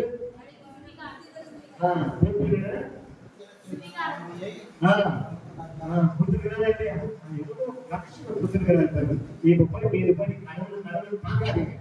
இனிமேல் உங்க மைண்ட்ல வந்து கடவுள் வரக்கூடாது. யாரும் வரல அப்படி இருந்தாலும் நீங்க எவ்வளவு கரெக்டான ரூட்ல போகணும். புரியுதுங்களா? போனது நீ அது கடவுளா பார்த்தாதான் நீ தீவிரவாதி போல பார்த்த மாதிரியா பார்த்து, அவங்க தேவனா பார்த்தாதான் நீங்க எப்படி பார்ப்பீங்க? நான் ஒரு துளசி குப்பன் சொல்லிட்டு, ஆனா இந்த அப்பா நீங்க பார்க்கணும் என்ன நீங்க எப்படி நினைப்பீங்க? நான் ஒரு மகனா, நான் ஒரு மகனா நினைப்பேன். புரியுது? சொல்றது ஏன்னா அப்படிதான் போதிக்குது. அதுதான் இயேசு புதிய ஏற்பாடு வரும்போது ஜபத்தை மாத்துறாரு. என் தேவனே கண்டார் சீக்கிரம் தொகுப்பு சொல்றாரு, என் தேவனே என் தேவனே ஏகமே அந்த சொன்னாரு. கடவுளை குடிக்கிறாரு. ஏன்னா அந்த சப்ஜெக்ட் அதோட பேசுறது. புரியுது நான் சொல்றது? இவன் புதிய ஏற்பாடு வரும்போது ஜபத்தை வேற வித்தியாசம் பண்றாரு. பணம் இருக்கிறீங்க பிதாவா யாரு? அப்பா. அப்பாவே கூப்பிடுகிறார். பெரிய உறவு சாமிக்கு பேர் கொடுத்துருக்காரு. புரியுதுங்களா? சில வசனங்களை எழுதி கண்ணு நான் சொல்றேன். அப்போ 10ஆம் அதிகாரம் 43 வாசிக்கிறேன். ஒரு 5 நிமிஷம் கொடுத்துருக்கேன். புரியுது நான் சொல்றது உங்களுக்கு? நான் சொல்றது உங்களுக்கு புரியுதா? ஆமா, இந்த பாவம் உங்களோட வாழாது. தயவு செய்யும் குடும்பங்களோட வாழாது. நான் ஒரு நீதிமா, நான் என் அப்பாவுடைய பொருளை தைரியமா அழைத்துக்க பாருங்க. அதே ஒரு திருவிழா போய் ஏன் போட பார்க்கணும். தயவு சரியான மனத்தை பாவங்களை மறக்கிறவர் வாழ்வாடி மனம் அவர் அறிக்கை செய்து விட்டு வருகிறது. கற்றுக்கொள்ளுங்க, சிறப்பத்தை கொண்டுருவாங்க. 100% புதிய கத்தை இடத்தை கொண்டு திருப்பி கொண்டிருக்கிறார். பெரிய கோபாகி வந்து போய் எச்சிட மாட்டார் கடவுள். அது பழைய ஏற்பாடு. புரியுதுங்களா? அது ஒரு லெவல் போயிடுச்சு. புதிய ஏற்பாடு கையை 2 ஆடு என்ன பண்ணாரு? 2 பிரிச்சு கூப்பிடுறது, என் மகனை என் மகனேமா வருத்தப்பட்ட மானசுக்கு எடுத்து அழைத்து போயிருக்கிறார். எல்லாரும் வரலாம். அப்படிப்பட்ட ஒரு ரிலேஷன்ஷிப் கொடுத்தாரு புதிய ஏற்பாடு. புரியுதுங்களா? ரொம்ப பேசுவாங்க. அப்போஸ்தலர் 10:43 வாசி. அவர் விசுவாசிப்பவன் எவனோ அவன் அந்த நாமத்தினாலே பாவ மன்னிப்பை பெறுவான் என்று தீர்க்கதரிசிகள் எல்லோரும் அவரை குறித்தே சாட்சி கொடுக்கிறார்கள். அவரை குறித்தே சாட்சி சொல்றாங்க. அப்படி ஒரு வாய்ப்பு இருக்கிறது. பாவ மன்னிப்பு பெறுவான். அது அவர் 44 வாசிங்க. அது இயேசுவோடு கூட வந்திருந்த விருத்தசேதனமுள்ள விசுவாசிகள் கேட்கும்போது பரிசுத்த ஆவியின் வரம் புறஜாதிகள் மேலும் பொழிந்தருளப்பட்டதை குறித்து விளம்பியிருக்கார்கள். பாருங்க, புரிஞ்சாச்சு நம்ம. அப்ப நமக்கு பசுத்தா வந்து அவங்க கலந்து இருக்கிறார்கள். ஆச்சரியப்படுகிறார்கள். அப்போ சொன்னார், 20ஆம் அதிகாரம் 12ஆம் வசனம் கொஞ்சம் நாட்கள். என்ன போட்டு சீட் முடிச்சு ஃபேமிலி சீட் பார்க்கிறேன். அப்போ சொன்னார் 26 பதினெட்டு வாசிங்க. கொஞ்சம் எபேசியர் 1:7. ஆ ஆ 26 18 தானே. அவர்கள் என்னை விசுவாசத்தினாலே ஆ பாவ மன்னிப்பையும் ஆ பரிசுத்தமாக்கப்பட்டவர்களுக்குரிய சுதந்திரத்தையும் பெற்றுக்கொள்ளும்படியாக ஆ அவர்கள் இருளை விட்டு ஒளியினிடத்திற்கும் ஆ சாத்தானுடைய அதிகாரத்தை விட்டு தேவனிடத்திற்கும் திரும்பும்படியே ஆ நீ அவர்களுடைய கண்களை திறக்கும் பொழுது ஆ இப்பொழுது உண்மை அவர்களுக்கு அனுப்புகிறேன் என்றார். அவையப்ப போறோம். இப்ப நீரில் இருந்து நம்ம எங்க வந்தோம்? ஒரே புரியுதுங்களா? இப்ப நம்ம எல்லாமே நம்மளுடைய லைஃப் சேஞ்ச் பண்ணி வரணும். ஒரே லெவல்ல விட. இதுக்கு முன்னாடி நான் இருள இருந்தேன், இதுக்கு முன்னாடி காவல் கோயில்ல இருந்தேன், இதுக்கு முன்னாடி அங்கல இருந்தேன், எல்லாமே போயிடுச்சு. இப்ப இந்த நேரத்துல கொண்டு வந்தேன். ஒரே லெவல்ல கிடையாது. நம்ம ஆண்டவர் ஒவ்வொரு ஸ்டேஜ் நம்ம டெவலப் பண்ணி கொண்டு வந்தா நம்ம நடக்கும். புரியுதா நான் சொல்றது? நம்ம நேரம் நம்ம அவ்வளவு பெரிய வண்ணம் இருந்தோம். அப்ப நான் பிள்ளைகளை ஒரே லெவல்ல விட ஒவ்வொரு ஸ்டேஜ்ல கொண்டு வர பரவாயில்ல. புரியுதா? நீங்க எப்படி சொல்லுவோம் பரமானவர்கள் பிதாவே அப்பாவே அப்படி தெரிஞ்சு அந்த அப்பாவும் சொல்லிப்பாருன்னா நமக்குள்ள நம்ம மைண்டுக்குள்ள நம்முடைய ஆன்மாவுக்கு ஒரு டிஃப்ரெண்டான ஒரு ஃபீலிங் உண்டாகும். intimacy. ஆமா. ஏன்னா கடவுளே தேவனே சொல்லும்போது அது ஒரு பயணம் உண்டாகும். ஆனா அப்பாவுக்கு கூப்பிடுறது எப்படி ஆடாது? நம்ம ஊர்ல ஹாப்பினஸ் உண்டாகும். அப்பா அப்பா எல்லாருக்கும் ஒரு மகிழ்ச்சி தான், சந்தோஷம் தான். இதுதான் புதிய அர்த்தம். அதுதான் இயேசு கற்றுக் கொடுக்கிறார். புரியுதா? அப்பாவை கூப்பிடணும். அடுத்து எபேசியர் 1:7 வாசிங்க. அவருடைய கிருபையை கைப்பிடித்தபடியே இவருடைய இரத்தத்தினாலே ஆ பாவ மன்னிப்பாகிய ஆ ஆ இவருக்குள் நமக்கு உண்டா இருக்கிறது. உண்டாக போறோமா? உண்டா இருக்கிறது. அப்ப பாவ மன்னிப்பு 100% 100% நீங்க தான் கடவுள் பண்றாரு. நம்மளுக்கு மனுஷன் மன்னிக்கலையா? 100% மனுஷன். நான் மன்னிக்கிறது ஒற்றுமையோட வாழாதீங்க. அப்படி சபையை வந்து வேடிக்காது. புரியுதுங்களா? வேலை சொல்லுது, சத்தம் சொல்லுது. நான் சொன்னது பசுத்த ஆவியானதான் எழுதி வச்சிருக்கிறார் நமக்கு. கொலோசியர் 1 வாசிங்க. 1ஆம் அதிகாரம் 14வது வசனம். குமாரனாகிய அவர் அவருடைய இரத்தத்தினாலே ஆ பாவ மன்னிப்பாகிய மீட்பு ஆ நமக்கு உண்டாயிருக்கிறது. உண்டா இருக்கிறது. உண்டாக்கும் சொன்னா உண்டா இருக்கிறது. அப்ப மன்னிப்பு இருக்குதா? மன்னிச்சார் இல்லையா? 100% மன்னிச்சிட்டார். என்ன சந்தேகம் இருக்குது உங்களுக்கு? நீங்க குற்றவாளி தயவு செய்து வாழணும். குற்றவாளி ஒரு பிசாசு இல்லை. இன்னும் நீங்க சரியான வளர்ச்சி ஆண்டவர் அப்பா கிட்ட உணவுல இல்லைன்னு அர்த்தம். நீங்க உணவுல இருந்தா குற்ற உணவுலாம் நம்ம ஜாலியா வாழ்ந்து சந்தோஷமா வாழணும், விடுதலை வாழணும். புரியுதுங்களா? இன்னொரு கடைசி அவசரம் பிலிப்பியர் 3ஆம் அதிகாரம் 13வது வசனம் வாசிங்க. சகோதரரே, ஆ விழித்துக் கொண்டேன் என்று ம் நான் எண்ணுகிறதில்லை. ம் ஒன்று செய்கிறேன், விண்ணானவைகளை மறந்து ஆ வானவைகளை நாடி ஆ கிறிஸ்து ஆ இயேசுவுக்குள் தேவன் அழைத்த ஆ பரம அழைப்பின் பந்தய பொருளாக ம் இயற்கை நோக்கி தொடர்கிறேன். போதும். இனிமேல் இந்த படிக்கணும் நினைச்சுக்கிட்டு அது உட்காந்து வந்துக்கிட்டு அது நினைச்சு அழுதுகிட்டு குழப்பிட்டு இருக்காதே. இவ்வளவு அழகா எழுதுகிறார், சூப்பரா எழுதுகிறார். அதெல்லாம் நினைச்சிட்டு இருக்காதீங்க. உங்களுக்கு முன்பதாக பரலோகத்துக்கு மேல பந்தய பூர்வமாக வைத்திருக்கிறார். மேல முதல் குல சிலம்புக்கு மேலானவை நான் நம்முடைய எண்ணங்களை மேலானவா இருக்கணும். புரியுதுங்களா? இன்னும் அப்படியே கீழே சார்ந்து ஒரு எண்ண நோக்கத்தோட வாழணும். உயர்ந்த சமமான ஒரு கொஞ்சம் அதுதான் பிராண்டா திங்க் வாழ்க்கையில முன்னேறணும், வாழ்க்கையில சாதிக்கணும், நாடு உருவாக செய்யணும், வாழ்க்கை குடும்பத்தை கட்டணும். புரியுதுங்களா? இதெல்லாம் யோசிக்க. புரியுதுங்களா? நான் ஒன்றும் குன்றோன்னா பண்ணாதீங்க. அப்படியே வாழ்ந்துட்டு இருக்காதீங்க. ஆண்டவர் எவ்வளவு தெளிவாக என்ன குன்றோட வாழ்றீங்க. நீங்க அப்பாவோட உறவு சரியா இல்லைன்னு அர்த்தம். அப்பாவே நீங்க புரிஞ்சுக்கணும்னு அர்த்தம். கெட்ட அப்பாவே புரிஞ்சுக்கணும்னு அர்த்தம். ஆனா அப்பா எல்லாமே எடுத்து கொடுக்குறாரு. ஆனா அப்பாவுக்கு புரியாம புரியுங்க இருக்குது என்ன பண்றது? கஷ்டமா இருக்கு. நீங்க ஆவிக்குரிய உலகத்துல கிறிஸ்தவ உலகத்துல தயவு செய்து சொல்லணும். அப்ப ஆண்டவராகிய தேவன் நம்மள மனுஷார் பண்ணலையா? மனுஷார் பண்ணலையா? மனுஷா இருக்கா? மனுஷா இருக்கா? சிரிக்கும் போது நம்ம சிரிப்போம். பரவாயில்ல. ரொம்ப நேரம் பேசுறாங்க. இதுதான் உலகம். புரியுதுங்களா? பழைய தேவையெல்லாம் இன்னும் போச்சு. பழைய பொருளாதாரம் பள்ளிகள் தண்டனை பள்ளிக்கிறதே கிடையாது, விடுதலே கிடையாது. வருஷம் மைண்ட கைட்டு வர வேண்டியதுதான். கோர்ட்டுக்கு வீட்டுக்கு நல்லபடியா நடந்தது. தலை நிமிந்தே நடந்து குற்றம் செய்யப்பா தலை புத்திதான் நடந்துமா. அதே போலதான் பழைய ஏற்பாடு புதிய ஏற்பாடு ஆண்டவராகிய தேவன் நம்ம தலையை விமர்சை செய்திருக்கார். அல்லேலூயா. எத்தனை பேர் நம்புறீங்க?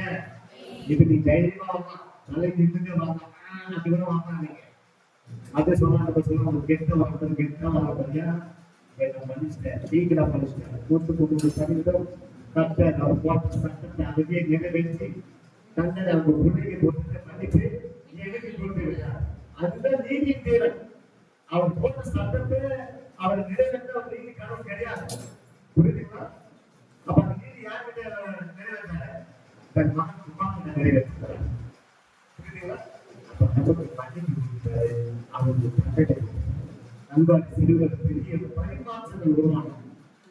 கல்வாரி சிலுவையில நமக்கு வர வேண்டிய ஆசீர்வாதங்கள் அவர் மூலமாக நம்முடைய சாபமெல்லாம் அவரை எடுத்துட்டு அவருக்கு ஆசீர்வாதம் நமக்கு அப்படியே ஆகணும்.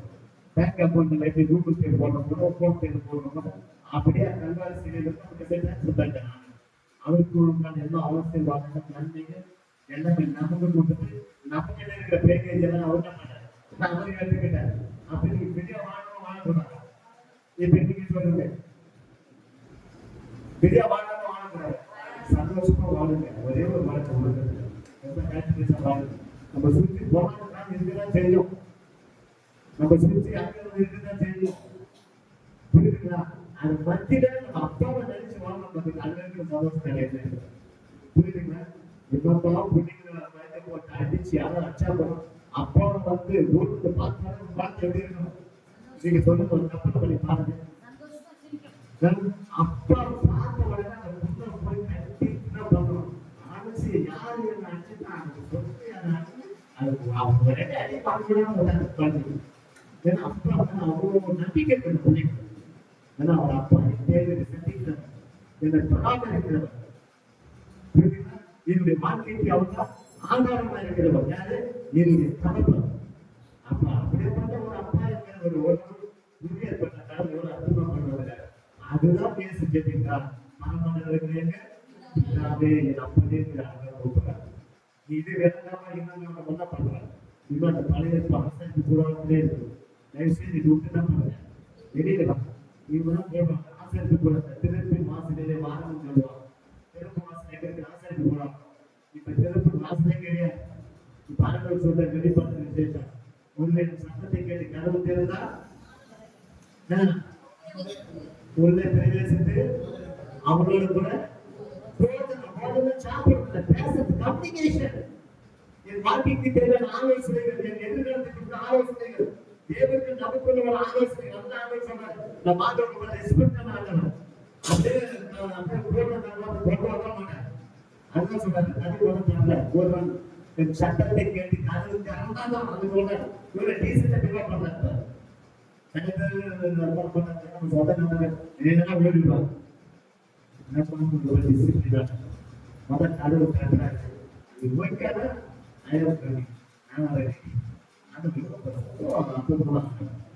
அப்ப சொல்றாங்க பிரவேசித்து ரெண்டு பேருக்கு ஒரு கம்யூனிகேஷன். அப்படிப்பட்ட ஒரு உறவு காரணம் 24 மணி நேரம் ஒவ்வொரு நிமிஷம் யாரோடு பேசலாம், அப்போது பேசலாம். நெட்வொர்க் சொல்லவே கிடையாது. நெட்வொர்க்ல பார்த்தா அதுக்கு சொல்லவே முடியாது. நெட்வொர்க் இல்லாதபடி 24 மணி நேரம் அவர் பேசப்படியா ஒரு வாய்ப்பு நமக்கு கொடுத்துட்டார். அதுதான் தேவையான புத்தகத்துல இந்த ஆசாரிகள் பொறுமைகள் பள்ளிகள் அடிக்கடிக்க கொண்டு போயிட்டே இருந்தாங்க. அதுதான் ஆண்டவராக இயேசு கிறிஸ்து ஒரே பலியாக என்ன பண்றாரு? பாவத்துக்கு உண்டான பலிகளை அப்படியே செலுத்திட்டாரு. இனிமேல் அவர் பள்ளி வீடு வந்து கல்யாணம் வேண்டியது கிடையவே கிடையாது. புரியுதுங்களா? ஆமா, எல்லாமே அவரு குடிச்சிட்டாரு. அவரு குடிச்சிட்டு டாக்குமெண்ட் நம்ம கையில் கொடுத்துட்டாரு. என்ன கொடுத்துட்டாரு?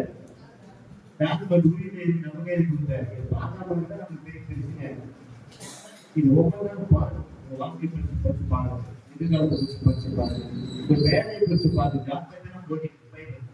ஜாப்ல எப்படி இருக்கணும், அதிகாரிகளுக்கு எப்படி இருக்கணும், ரொம்ப அற்புதமா நான் ஓதி. புரியுதுங்களா? அப்ப வேலையில தூய்மையும் ஒழுமை. புரியுதுங்களா? இப்ப நம்ம எப்படி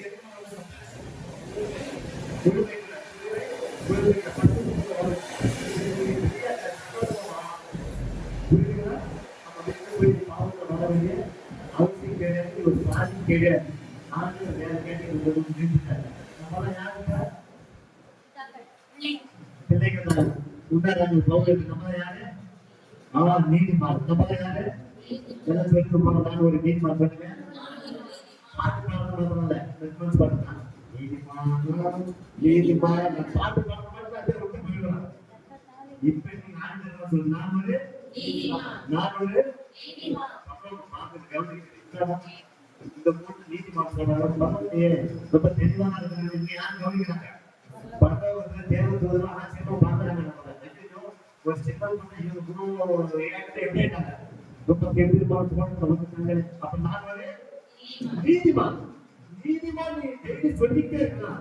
இப்படி நீ சொல்லி பார்க்கறதுக்கு நீ போகவே மாட்டேங்க. அக்கிரமான காரியத்துக்கு செய்ய மாட்டேங்க. நம்ம அந்த காரியத்துக்கு தேவையான காரியத்துக்கு ஈடுபட மாட்டேங்க. நீங்க எப்ப பாடி சொல்லணும்னா நீங்க போயிடுங்க. ஆனா வேலை போறீங்க. நீங்க ஒரு நீதிமான். நீ காதலை ஏற்றி திருப்பி கடமையை சொல்ல, நான் ஒரு நீதிமான். நீங்க ஏற்றி டெய்லி நான் ப்ராக்டிஸ் பண்ணி பாருங்க. இப்படி நீங்க இப்படி ப்ராக்டிஸ் பண்ணி பாருங்க. 3 மாசம் உங்களுக்கு டைம். உங்க லைஃப் எப்படி இருக்கு பாருங்க. சேலஞ்ச் பண்ணி பாருங்க. ரொம்ப அனுபவிச்சோம். அதெல்லாம் ஒரு ஷேர் பண்ணலாம். இந்த சத்தியத்தை எப்ப நான் கத்துக்கிறேன் அப்பதான் எனக்கு உயிர் கொஞ்சம். ஆனா ரொம்ப மாசம் கழிச்சு இந்த சத்தியத்தை நம்ம கத்துக்கிறது. இது முதல் கழிச்சு தான் நம்ம ரொம்ப நல்ல பெட்டரா மாறி இருக்காது. நிறைய லைஃப் வேஸ்ட் பண்ண நான் யோசிச்சேன். புரியுதுங்களா? வேதம் தான் போதிக்கிறார். அப்ப காப்பது ஏற்று சொல்லுங்க. நான் ஒரு சொன்ன நீங்க அநியாயமா ஈடுபட மாட்டீங்க. அப்படி ஒரு சூழ்நிலை வந்தாலும் உங்க மனசு என்ன கொடுங்க. உனக்கு எழுதிய மெஷின் புரிஞ்சுங்களா? ஆண்களுக்கு அப்பா அம்மா கரெக்டா வாழணும். தூய்மையா வாழ்வதை, பசுத்தமா வாழ்வதை, ஒரு பொருளை முழுமையான நிறைவுள்ள புரியுதுங்களா? சரி, நம்ம அடுத்த மாசத்துல என்ன பார்ப்போம்? என்னாகவும் சேர்த்து நினைச்சுப்பாங்க. புரியுதுங்களா? எத்தனை பேருக்கு புரியுது இந்த பாடம்? இதெல்லாம் கொஞ்சம் ஷார்ட்டா சொல்லிக்கணும். அது போல பாடம் இன்னும் அந்த பயங்கர எல்லாம் சிறமா இருக்கிறோம். பட் இருந்தாலும் உங்களுக்கு அந்த ஆடை குறித்து தெளிவா புரியுதுங்களா? அதான் நீங்க கவலைப்படுறீங்க. பெரிய